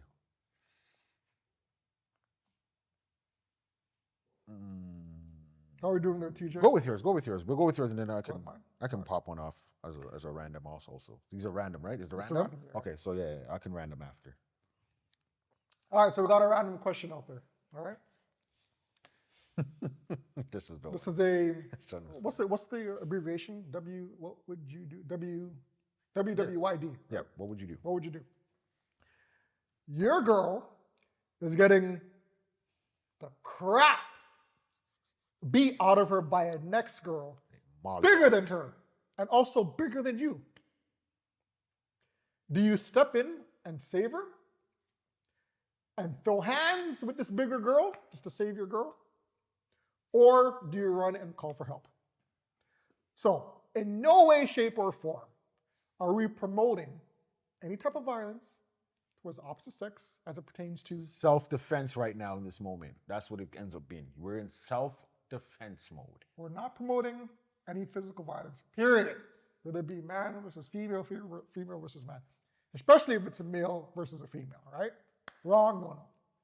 But in this particular situation, if you have like some 400, 500 pound gorilla beating up on your 100 pound soaking wet girlfriend, that's boom, boom, boom, boom, boom. He's almost on life support, right? Do you step in and do you beat up on the girl, the bigger girl? Or do you just try to separate them as best as you can? Or try to get some help? What do you do? Okay, so the scenario now is she's Male on versus top, a female. She's on top. No. She's rushed my significant other. Yeah. For whatever reason, they're in a fight now. Okay, are we doing this from the beginning? Or is this already, we're just hopping half? You want my answer from in the middle of the fight? No, I'm saying, do you want my answer is am I seeing this from the beginning, or I You're pop seeing up on the scene? okay. I see it from start. That's what. Okay. So you're seeing. How about? I'll make it even sweeter, right? So you're seeing something that's about to go down. You see this 500-pound gorilla approaching your 100-pound girlfriend. She's taking off gloves. She's taking off weave. She's taking off shoes. See, what's that? Fresh Prince? She's taking off the fingernails. Yeah. And she's coming straight towards. She's coming straight towards you and your girl. But you know that, babe, you know her? Yeah, I do know her. You got my back. Why is she coming towards us? Because she has beef with me. Mm-hmm. Right? Mm-hmm. So she's coming. Do you think you can take her? Well, you're here, right? Why are you still standing here? Why have you not turned around and ran yet? Why are we standing here? Well, listen, I grew up in Rex, keeping an ad. I don't want from nobody. Right? She's coming towards me. She wants a problem. I grew up in Maple. I don't fight. I don't give a crap. You know what I mean? She's coming towards moi, right? She's coming towards me. I'm gonna throw some balls. No, I may lose. Ready? I may lose. What we doing? But I'm defending my ground. I'm standing on 2 feet strong. You know what I'm saying? So she's coming towards me. I'm ready to fight. I'm down on the ground. Right? Because she just walks up, she ignores me, and just goes straight for you. Yeah, she ain't gonna fight you. Her beef is with the girl. Her beef is with the girl. Right? She'll say, boom, boom, boom, boom, boom. You as a male, do you jump in? I gotta shove her off. I gotta give her a good push right off of her. Okay, and then I pick my girl up. A shove ain't working with this. Yeah, it will. Shove ain't working. Yeah, it will. Shove ain't working. Yeah, it will. You can't tell me what's gonna not work. Maybe a chicken burger like in front of No. your face. Shove ain't working. No. A shove will work. Okay, let's say the shove don't work. Like you're shoving her. No, when I say a shove, I don't mean I'm doing this. Yeah, and to you, she's going like this. Lying back. Boom. I'm giving you a spear off of her. I gotta spear her off. Okay, so you are approaching her strong. Yeah. You're getting dealt with. I don't see. I don't discriminate. I don't see your what is it? Your gender? sex. Yeah, your gender. Okay. You got the phones rolling. You got people out with their phones. It's like, yo, this guy's beating a girl. But again, I didn't say I was beating on her. I did not say. You see, you trying to get me arrested. You trying to get me in trouble. I said. Did you just see the descriptive of him spearheading a female? Is that beating up? I said I will push, and then this guy said, "Oh well, no, you can't push." So okay, I might have to shove her a little harder. So yeah, I will spear her off, or I will get a little head start and just knock her off. I didn't say I was gonna stand here and beat up on her now. No. I'm gonna knock her off. Okay. Get her off my woman. I'm gonna pick my woman up and get the fuck out of there. We gone. We leaving. Okay. So I don't need to beat up. I don't need to beat up. She didn't attack me, right? Okay, cool. Let me rephrase that. Let me rephrase that. No. Now. Let me rephrase it. All right. You're not beating her up, but you're throwing some balls. I'm not throwing balls if I don't need. My whole thing is getting her off of her. Okay. Once I get her off, then I tend to my woman. Now, if Big Ting now wants to come and attack me, now I would defend myself. I'm not gonna go over I will defend and do what I need to defend myself. What if your girl doesn't help? She can't help me. She just got beat up. You're not expecting her to help. I mean, you just helped her. Yes, but she's not in a position to help me. So you're making it worse. But she's from Alvin and Kipling. But she can't help me. But she's from Rexdale. That doesn't mean nothing where you're from. We need to protect who you are. Yeah. You just protected her. Okay. She's gonna watch you get beat up. But she can't help. So you're hurt. Yeah. Now you're gonna do what? Try to come and do what? Now you come and stumble and fall on me now. Or you stumble and ruin it for me because I was in a good position, but now you try to help and now you made it worse. So you don't want your girl involved. You want to take this one? You just got beat up. Recover a little bit. You can't. Your helping isn't gonna help. Go take a timeout. Timeout. Recover a little, or find something you can throw at them. You know what I mean? Okay. If you want to contribute, do it in that way. A weapon or something, sure. But like I said, I will knock her off, take my girl, and we'll leave. That would be the ideal scenario. Okay. But for social media, for ratings, for viralness, right now, if she were to attack me after because I knocked her off and she's feeling away, she's amped, and she comes at me, then I will defend myself. What you mean by defend yourself, brother? Exactly what I just said. I will defend myself. Yeah, speak what you want to say. I'm gonna speak what I want to say. If she She's comes from behind 500 pounds, bro. she's bigger than you. Okay, but think about that though. If I do knock her off of thing, she's not doing. You said she's 500 pounds. She's gonna be on her back like this. She can't roll over now. She can't get help. So she's done. Okay. Game done. We're over. Right? It's over. You just said she's 500. She's not getting up that easy to attack me. But okay, let's just say I know you're running. Let's just say I she know can you're get running up. away from what you want to do. Let's just say Just she say what gets you're gonna up do. Yes. and attacks me. Yes. She comes from behind and does one of these to me. Yes. Yeah, something's gonna. I'm throwing. I don't see. Eyes closed. What the f is on me? What is this? What is this? What is this? Okay. I don't. And I'm doing it like that. Because if I get up. You're just flailing. Yes. Yes. Because if I get up, if she pulls me up and I get up and I do this and what? And I go like this, that means I'm of sound mind. I know what's in front of me and I'm personally going at you. But if you something just attacks me from behind after I'm saving someone and someone grabs me, shit, what is that? What is that? And somehow I happen to elbow, it's not my fault. Not my fault. I didn't attack, I'm self-defense. That is what I will do. What I need to do to get out of that situation. That's it. Okay. I will protect. So basically it's a shove, pick up, and go. Okay. I'm not fighting. You're not fighting. Okay. I'm not. If I don't need to, let me not say I'm not fighting. If I can avoid it, I will. Just because, like you said, at the end of the day, it's a woman. To a certain point, man or woman, after a certain point, it's not self-defense anymore. Then you're just beating the crap about to kill someone, right? So that's why I don't want to get into the mode of, let me square up to fight someone. Because you will, like, especially if it's someone, like, being serious now, like, if you see someone, like, as your woman, like, you're going to clock out. You're going to want to damage that person that's in front of you, right? And in the moment, that's cool and good, but the way life is, it's not about in the moment. They all look at after and they'd be like, well, it's a woman. At the end of the day, it's still a woman and this and that. And okay, after a point, you didn't have to, it wasn't self-defense at a certain point, right? Like, she grabs you, turn around and you just punch, okay? Cool, that's yourself. But now, I come towards you now and now, boom, hit you again, boom, hit you again, boom. And now it's no longer. now we're not in self-defense mode. Mode. And now what was the point in that? Now you're not with your woman no more or whatever. You might get blocked up. You're just causing more trouble for no reason. Yeah. But no, I'm not gonna stand there and just watch them get beat up like others may pull out my phone and no. And you're not wasting time by calling for help.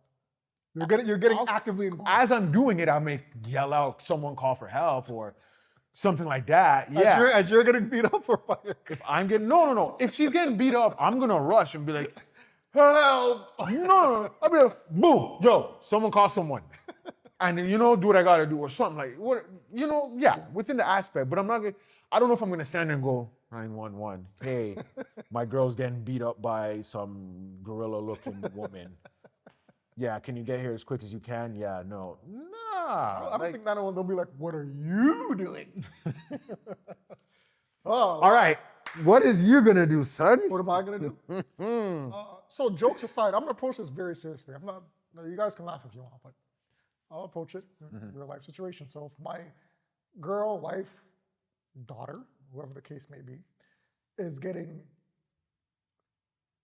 extremely manhandled by a substantially bigger person, and they're close to friggin' getting knocked out unconscious or they're bleeding and death is knocking at that door, I'm seeing them as if and this is the 500-pound gorilla, Fly kick. I'm seeing them as almost as a loaded weapon. Okay, definitely. Yeah. That's how I'm approaching it. Now, you guys may disagree. You may disagree. No. But if I'm literally seeing Those a type of loved pictures. one Yeah, getting yeah, yeah. beat up, I'm sorry to say it, but I look at it like it's a gun or it's a knife when they're close to dying. So I'm doing whatever I can do in my power to save my loved ones. Yeah. I mean, I hate to use this as an example because I know it's far-fetched, but in the state of Florida, and I'm pretty sure in other states, they have the whole stand your ground law, right? And stand your ground law is if you feel threatened in any shape, way, or form, or, and I'm pretty sure on this, I'm 99% sure, if one of your loved ones are being threatened in any shape, way, or form, I believe you have the authority and the right to save that said person, right? Whether it be by, again, I'm speaking about Florida, if you have a gun, whatever the case may be, you have a right to protect your property and yourself and your loved ones. So if I'm seeing my loved one getting beat to a pulp and they're close to dying, yes, I am throwing bowls. I am doing whatever it takes to save my loved ones. At that point in time, male, female, donkey, dog, skunk, whatever you are, I'm doing whatever I can to take you off my loved one from dying or getting knocked out unconscious, right? That's my responsibility. Now, it doesn't take away the fact that you do not lay your hands on a member of the opposite sex, right? You just don't, right? Now, I align with you saying, like, if you're beating up on this 500-pound gorilla, like boom, boom, boom, boom, boom, boom, boom, and they got a tooth knocked out and they're now getting beat up by you, and effectively what you're doing isn't working, and you're just beating up on that person, then yeah, you can be seen as being the aggressor just for the hell of it, right?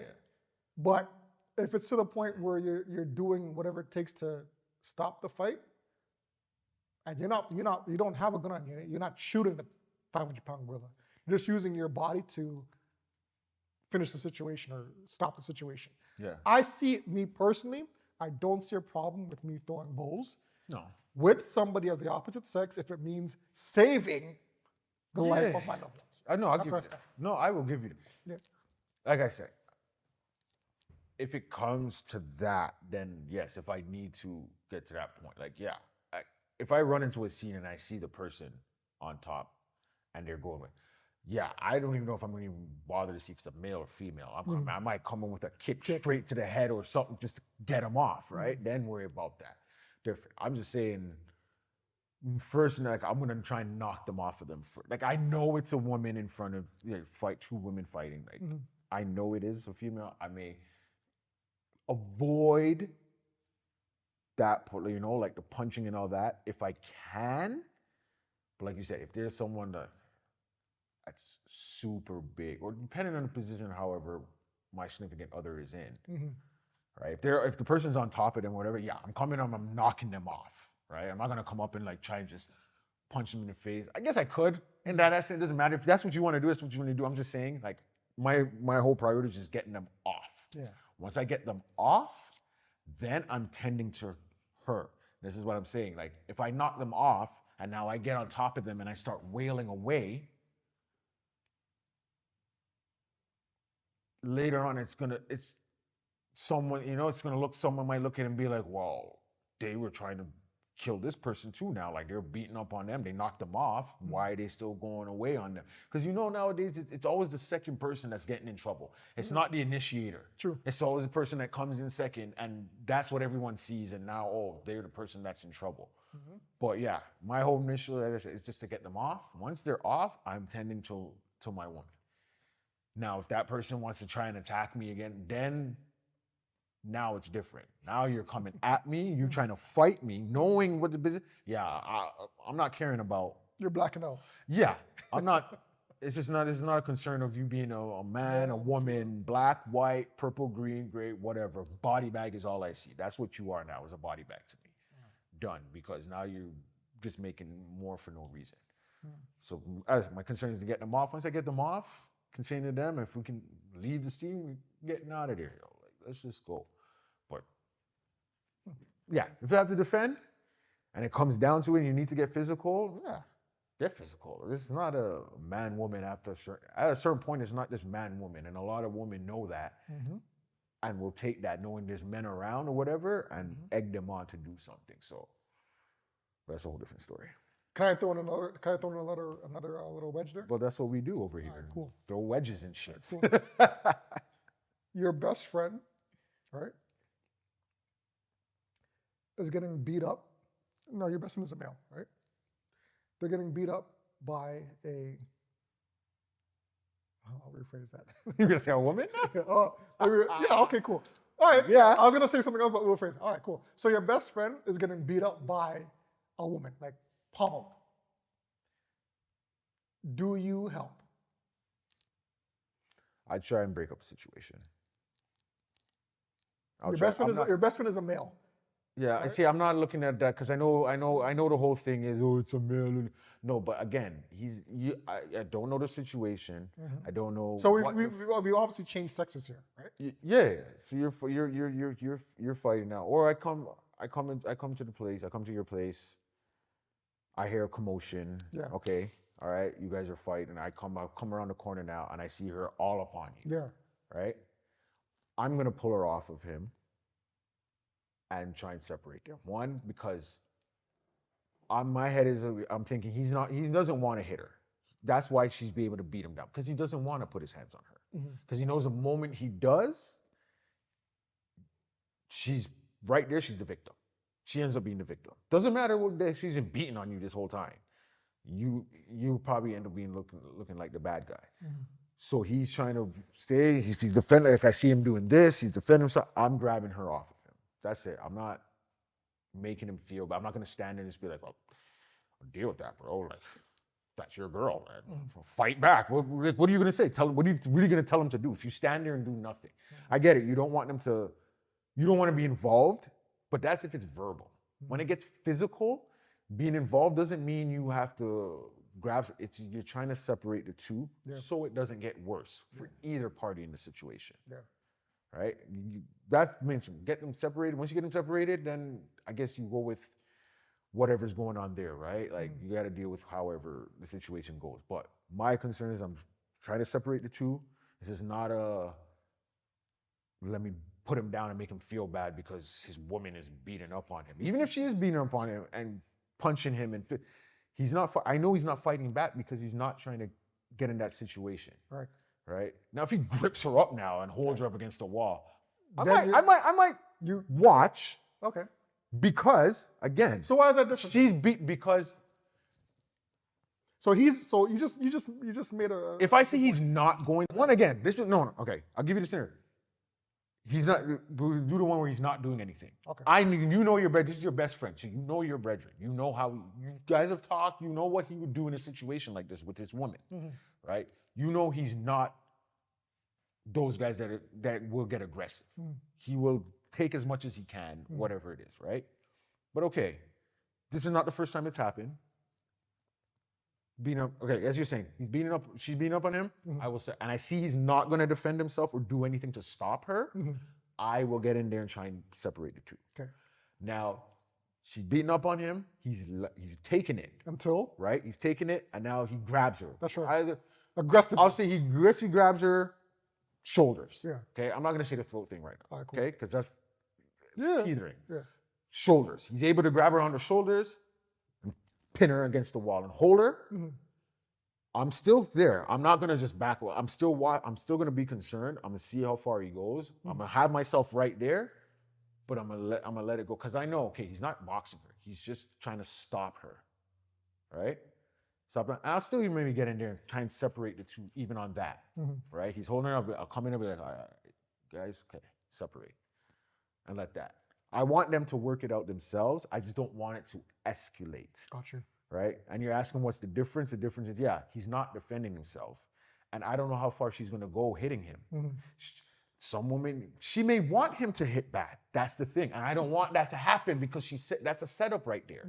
You don't know that. So I don't want it to get to that position. I don't want it getting further than it is. right? Whether That's whether a- me and her are cool or That's a very not, good point that you right? made. Yep. Whether me and her are cool or not, this is my guy. Yeah. And I don't want him getting into, and clearly me and her are fine. We don't have no major issues. May not be best friends, but we're fine. We're cool. Like, I like you, whatever. So I don't want this getting any worse, right? So my whole thing is, yeah, just separate the two and calm the situation down. Smart. I don't want to, while I'm not going to make him feel bad and go, oh my God, you let your woman. Those are, That's corny that's stuff. insecurity to me. To me, guys that do that have been beat up by girls themselves, and they don't want to feel left out. So they're gonna rag on you about it because that happened. Like you should be getting beat up by girls because you're not gonna beat them back up. Facts. You're not fighting them back. You know what I 100%. mean? For no reason. 100%. That's your woman. We need I don't know, I'm pretty sure there's a helpline out there, but this would be a perfect PSA moment. If you're in an abusive relationship, call 1-800 something something something. I don't know the number. Find it, yeah. We'll find it. Dead serious. Yeah, People. that's We're serious. being serious. If Doesn't you're- matter if you're male or female. If you're in a relationship where your life is, I want to say in danger, but it's not you safe. feel that you're in danger, yeah. Physically, mentally, emotionally, reach out. I'm pretty sure there's lots of helplines out there. Reach out and don't take it, man, because you only have one life to live, Yeah. and you want to live it as long as you can, as happy as you can. So that's for that topic. Got anything else? Do I got something for you? All right, what do you got? I got something random. I just want to pop up out there. I mean, Anything. it's just. I like the ones where we don't discuss it prior. It just comes out or just discuss. All right, I have a question that I've had on here. I've had. Do you think Canada could have its own version of Wild 'N Out? Ooh, ooh, ooh, ooh. Its own version of Wild 'N Out. Well, I'm not talking about longevity. I'm- Just could we do one, even if it lasts a year? Could you think one could? see. The thing is, we have these celebrities to do it. It's just what I don't know. You don't even need celebrities though. That's true, but it's just the regulations that we'd have to pass, right? Canada is very. We don't adopt the same things that pass in the States that would pass here, right? You can get away with a lot of stuff that they say on Wild 'N Out, south of the border, right? What do you think they do that we couldn't get? I don't really see anything that what they put out on the show. Obviously, behind the scenes different, but on the show, I haven't seen too much I mean, here's an example. that couldn't fly here. But again, there probably is something. Okay, here's another. I'm Here's, looking I'll give you an past. example, right? Yeah. I am a huge Big Brother fan, Okay. right? I've watched every seasons from the States from season 1 till, I don't know, I think it's season 26 now, 25, whatever it is. Still going on? It's still going on. Now, there are certain things that happens on that show definitely cannot do on Canadian Big Brother, right? Okay. And I'm talking about using certain words, putting down certain people, and they do discipline them, right? But it's not to the extent where, some of them actually say stuff and they're still on the show. There's fights, there's stuff that happened on the American version that definitely don't happen on the Canadian version. Now, using your example, Wild 'N Out, right? I'm pretty sure there's words that are used. I don't watch the show every so often as much as you probably do, but We could bleep those. they can bleep them, but it's also the market, the people that you're reaching out to. Like, Canada doesn't have that same audience. Well, we have the same audience, but it's not as abundant as it is on down there. But will it sell on Netflix though? The only thing I'm saying with the censor part is that I understood what you're saying with the big brand stuff because that was cable, like cable TV, and they controlled everything. Everything. But now if you put it on a platform that doesn't care, I know HBO isn't Canadian, whatever, but you know what I'm saying? Like a platform that doesn't care about them type of things, and they'll allow it. If we were allowed to, same thing as the States. I get what you're saying, okay? Okay, so aside from that now, say that there wasn't a restriction like cable TV, like those type of things. It's on a network, any network, whether you're a Canadian or American. We'll just use Tubi. Okay? If Tubi were allowed to put on there, there's no restrictions, we don't care about the language, whatever it is, do it. Do you think we have the talent? We have the talent, but do you think we can sustain a Wild and Out? You think we can have? You think it could be successful over here? You think we can get one going? See, that's the thing. Not necessarily Nick Cannon, but we have someone that's like Nick Cannon that will be the host. Yeah. And then you got your teams or whatever. They don't have to be known celebrities. All those guys on there, I didn't know them, all of them, right off the hop. I knew some of them you knew ahead of time, yeah, because he had some stars in the beginning. But some you knew through, you got to know them through the show. Yeah, I think the best way to answer that is I'll break it down to make it in more simpler forms. Population of the United States is what, 365 million?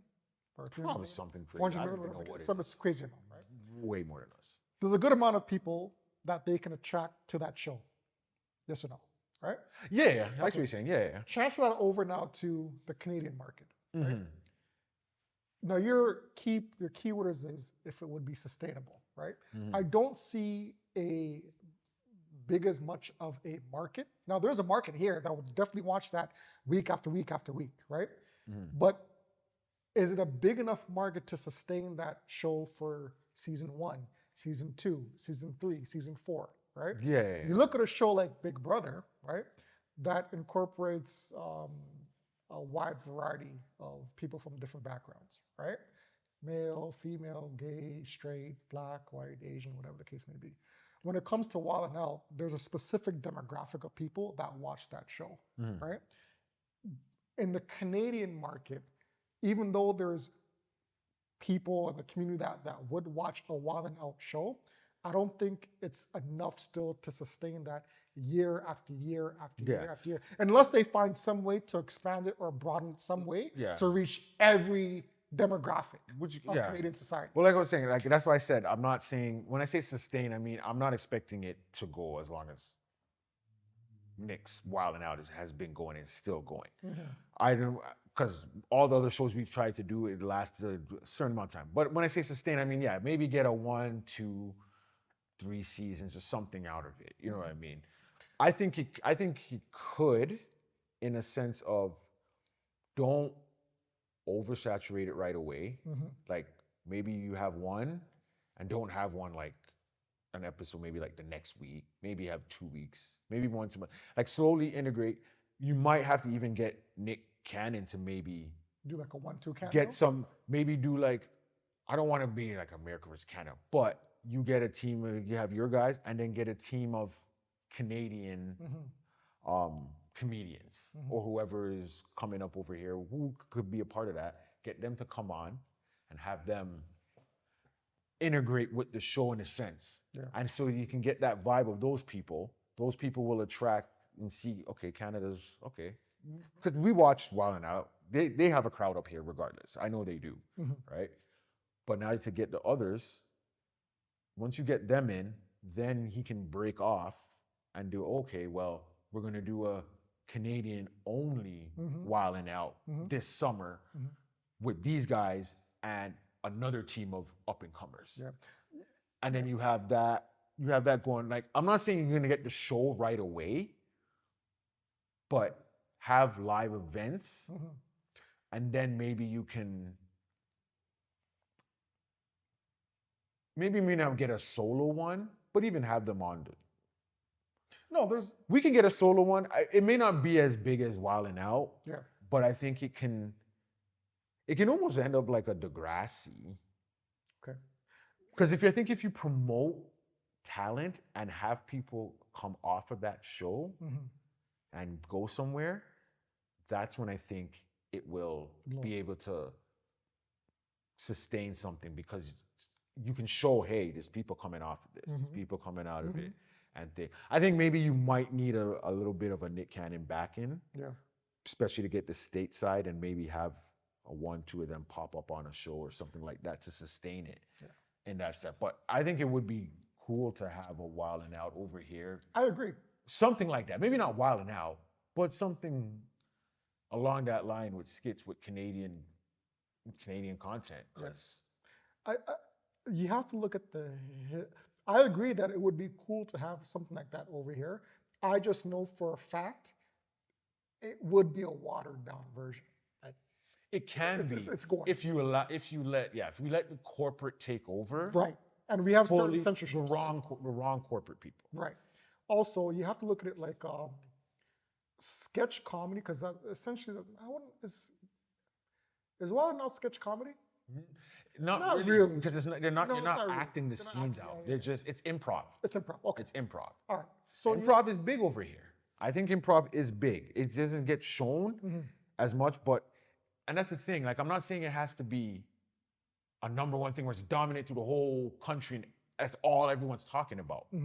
You could be in the top 10 of things and just sustain a number 6 position throughout your whole lasting, but you're there, you're sustained. I'm not saying it has to be number 1, but something that can be in there and you can just have every year going, even if it's not even if it doesn't end up being a TV show like that gets on, right?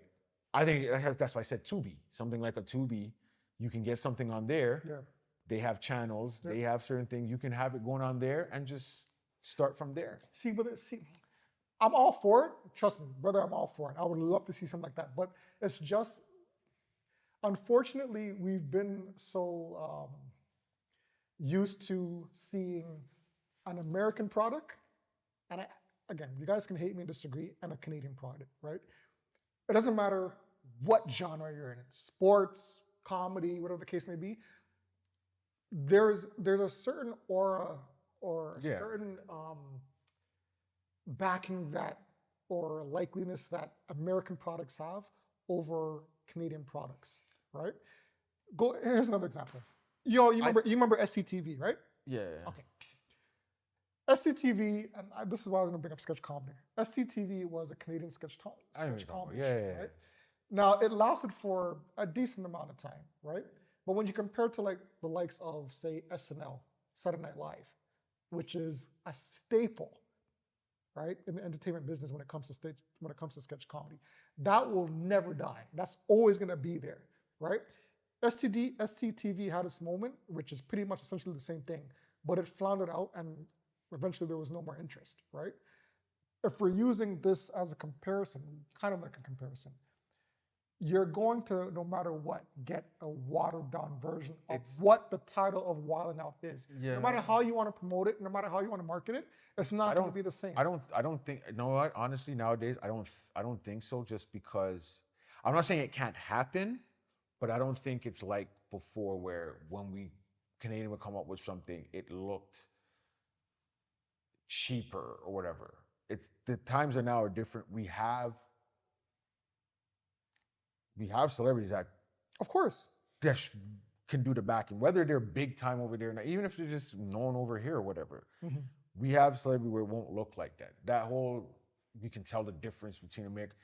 You kind of can, we can, because we know the artists, so we could think, but there's a blending of like the music sounding all the same. Like even Canadian artists or whatever, like it's sounding the same as out there. Now, doesn't mean it's good, doesn't mean it's bad, but it's sounding the same and there's a blending. Yeah. And I see what you're saying. I know the SCTV or whatever and how it looked. Like, even though, Saturday Night Live still, it's around. Strong, yeah.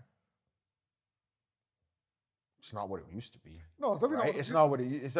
And the reason American things that, again, it's people, so they can make a show and just broadcast it to 1 or 2 states.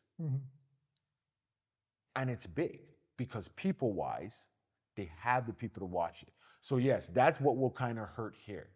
If you just try and show it to Canadian audience, it's gonna hurt you because we don't have the amount of people to do. Like you have to show it to all of Canada to even compete with 2 or 3 states, right? So that's the only thing. And then you have other. What is the market? What is the market here, though? Do we have the market here? So we have. We have the talent, but do we have the market? Even if we don't, you got to start somewhere. If we don't, okay, if we don't, but you got to start somewhere because if we didn't have the market 20 years ago and we're still saying the same thing, then the thing is you need to start. I got you. That's what it is. You need to start somewhere because I'm pretty sure America had to start somewhere to make a market. Good point. Right? And not everything that pops off that starts in America is great. It looks like trash too in the beginning, but it picks up. There's some, even just looking at some commercials, a few times I've been to the States, I'll look at certain things because I'm so used to a Canadian I won't say Canadian. I guess it is an American commercial, but like Canadian commercials. You where can tell the difference. you can tell them, but there's some American commercials. I look at them and like, this looks whack. This looks like it's Canadian, Yeah. but that's because I don't live there. I don't see that all the time. I don't see that commercial consistently. So we see certain things I will see. I'll be like, oh, this doesn't look that bad to us, whatever. So along with the show, I think it can look proper. That's what I said. You'd have to integrate um, with the actual Wild 'N Out. A little bit of a blend or Just to start. piggyback. Yeah, to get a thing. That's what I'm saying. If Nick, you approach Nick or whatever. Listen, we want to start a Wild 'N Out up here. Nick, listen up. All right. Listen up. We want to start a Wild 'N Out up here also. Don't want to depend on you guys to come up here to have to do the show all the time. All right. So we'll bring our team, get them on the show, let them come on every now and then or whatever, and we start there. You can film it down here, or when you come down here to film, because I think they've done a couple tapings down here, or they're supposed to, or something. I don't know, but get them come down here, and you do that. You start from there. You get a little team. You got that team. Next time you come down, you get another team.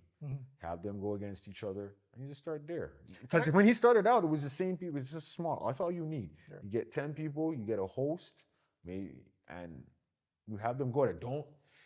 The key thing I think though is don't try to be exactly like right. Wild 'N Out. Yeah. Don't have the same Wild. Don't have that. Don't have the set looking exactly the same. It's just the skeleton of it is the same. You have teams. The concept is You have 3 or 4 games, points. You even do the DJ thing. Have a DJ there, Yeah. and do it that way, and just go about. I think it could work. You just have to. Yeah, I think it could work, and it would be nice to see that because we don't. I don't know. We haven't.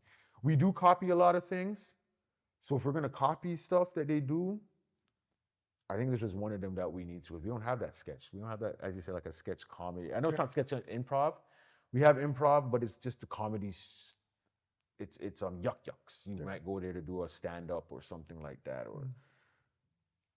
And I hate to sound like I'm the pessimist here, but when it comes, for some reason, I think our sense of humor as Canadians, it's a little bit lower than the American side, right? If you look at shows like Corner Gas, right, that was one. Maybe another one. SCTV was one. I can't think of any other comedy Canadian shows. If you know of any, let me know. But we don't have that.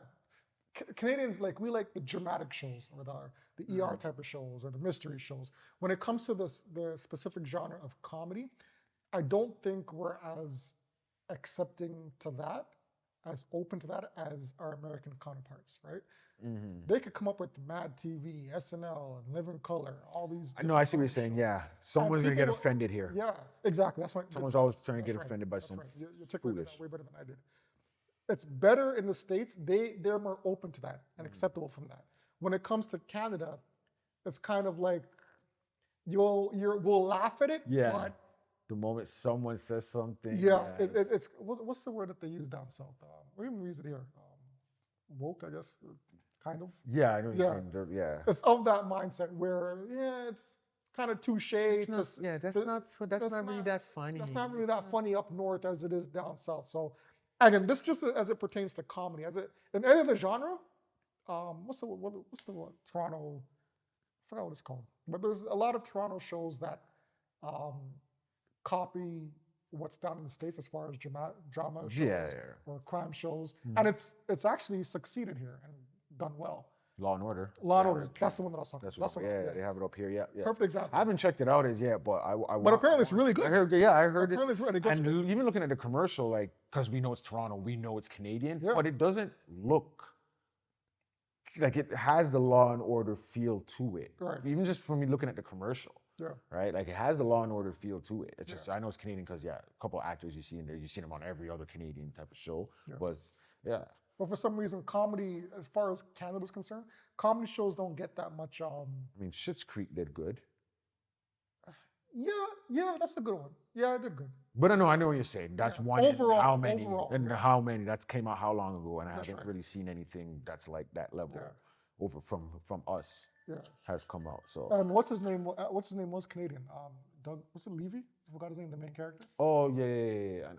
So when Levy, you yeah, Eugene Levy. Eugene Levy. Because it's him and his son in the show. Right, That's so- his son in real life. But it goes to what you're saying. We have the Canadian actors Mm-hmm. to do these comedic shows. It's just the general public. Do we have that long-term interest? Do we have that long-term investment? I think we just need to start backing each other and Tax? not worry about states and be like, oh, this look. Even if it's something that they've done, whatever, because a lot of American shows and stuff, based from UK, they take it from UK shows, and it's The show, turned American, the show that you're always trying to get me on. right? What? The- The Wire? No, not The Wire. Yes, I have not watched The Okay. Wire No, yet. no, I wasn't trying to throw that. No, I thought that's what you were I talking know. about. The 50, the Power Oh, Top Boy. Top Boy. Yeah. That's what I'm saying. Like, so. That's another example. Yeah. So like, it's not a matter of, oh, well, we're trying to make like, we're doing America. We got to make our own show. Like, yes, we got to make our own too. That's cool. But even if we take something that's been done and make it our own version, we need to support it and stop looking at it as like, oh, if America, who cares if America supports it? I agree. We don't care because America doesn't care if you don't support it. Right? But we would need. I'm somewhat not of an saying American you interest. have, but if you don't make it seem like we need their interest Gotcha. for it to be successful, Yeah. or for you to watch it or want to be accept it, America will eventually accept it. It's because I feel like it's like we knock our own thing, so they're gonna look at like, okay, well, why are we gonna take it in? If you guys don't even want to watch your own stuff, Good point. why am I gonna take it in? Good point. But it's along with like with the music, right? There's a lot of songs we don't hear. When we hear it, we're like, okay, this is a big song, whatever. But then you find out in their home state that artist, they're the biggest thing to known, and they're big. They're big. They can walk around their city, known, and people stop autograph. Hey, yeah. We think they're no one because we haven't heard about them. But look at that. No, you raised a good They got all this money. They're successful, and you're like, wait, you just came up with a single. But no. But while they were doing their stuff coming up, they had the support of their city. Mind you, yes, there's a lot more people in the state, so that is a killer for us. Which goes back to I the think original if we point. had that amount of people here, Yes. we wouldn't need the states. Right. Definitely wouldn't need the states for a lot of the things that we do. States would just be a bonus. That's right. Oh, great. They like it too. Well, great. They don't like it, who cares? But yeah, I get what you're saying. And then, yes, that's the only part. That's what I'm saying. You would kind of need to get Nick to co-sign, even if he doesn't participate and back it financially or anything like that. Him just saying, hey, this is a great thing. I back it. Even if he appears on a show, on an episode, just to say, hey, this is the launch, blah, blah, blah.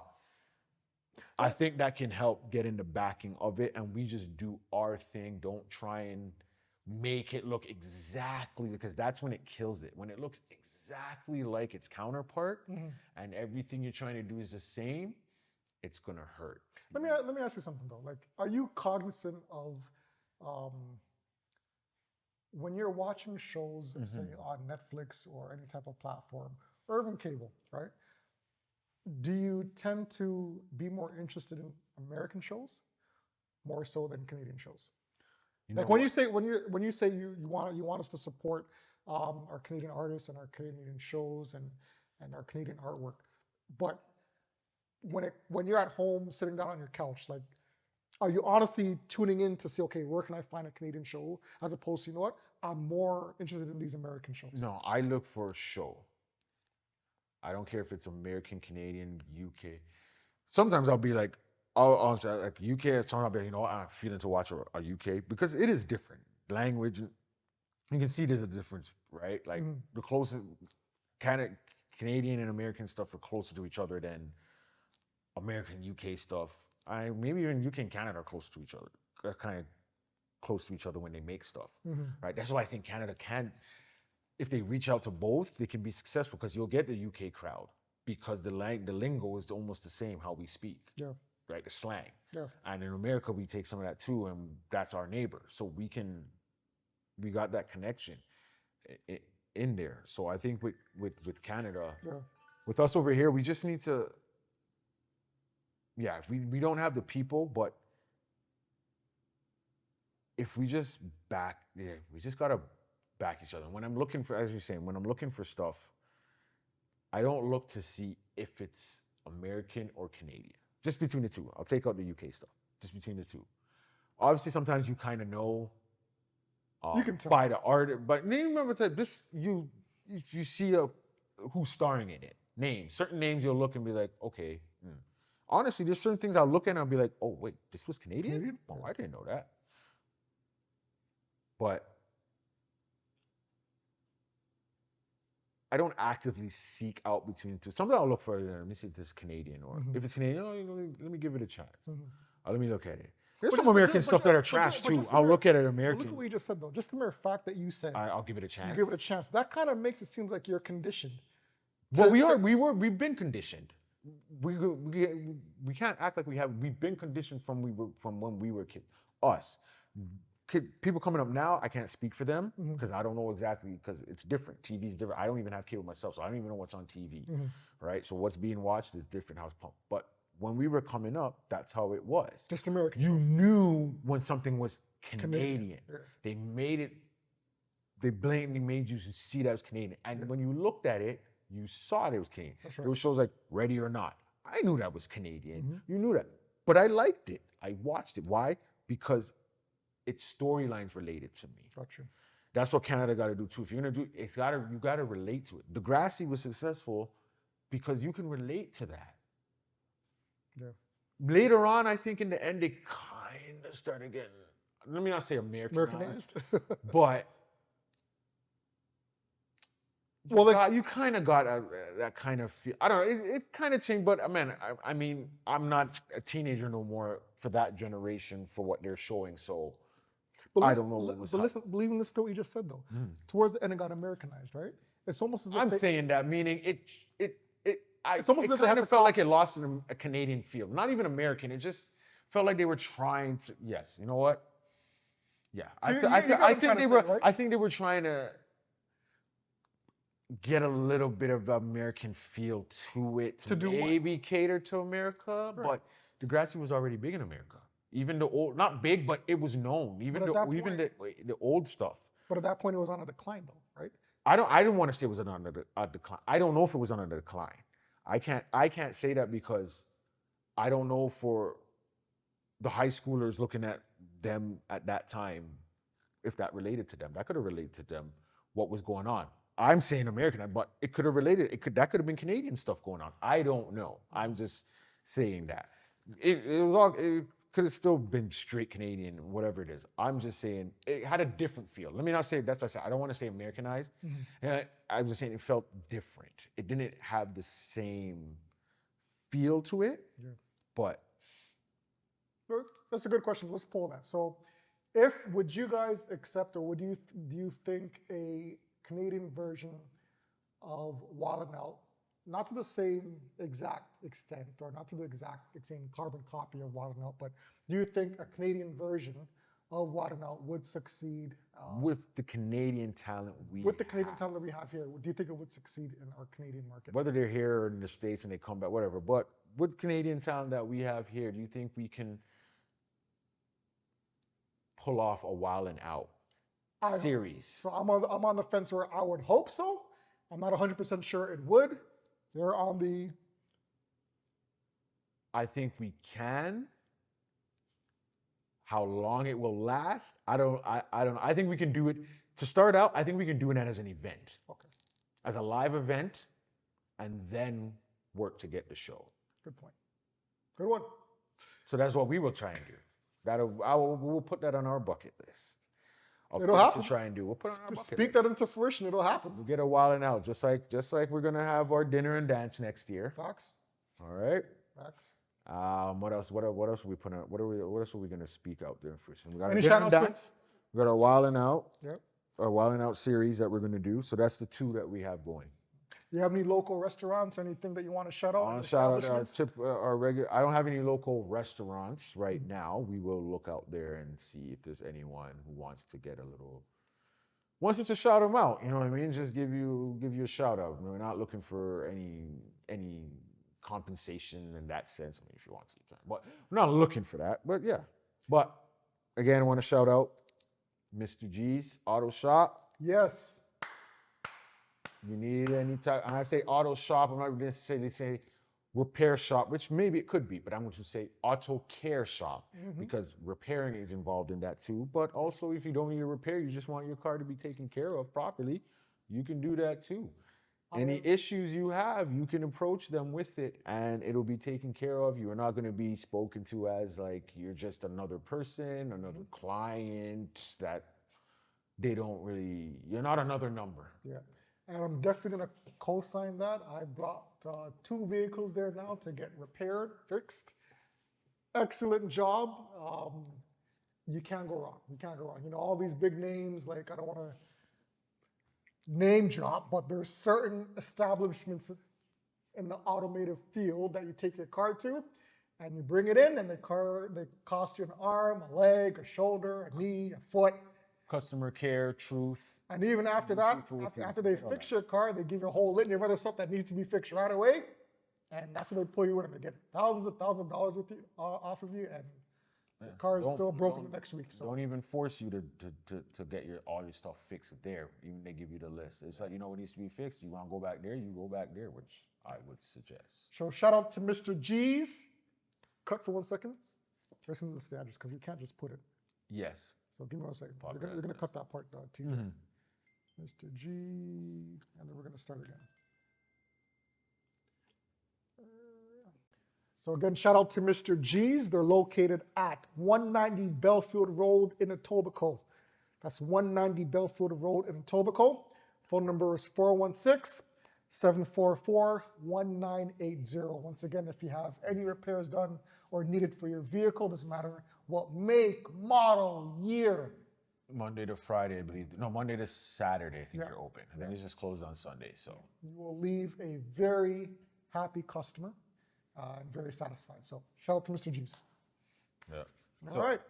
Anyways, yeah, I guess that's it. That's it. That's a close So out of everyone, episode 6. Before we completely cut off, does everyone have a great week, month, year, life, everything? And be safe. Support us as much as you can, and we're here for you guys whenever. Like I said, we're gonna start having an audience.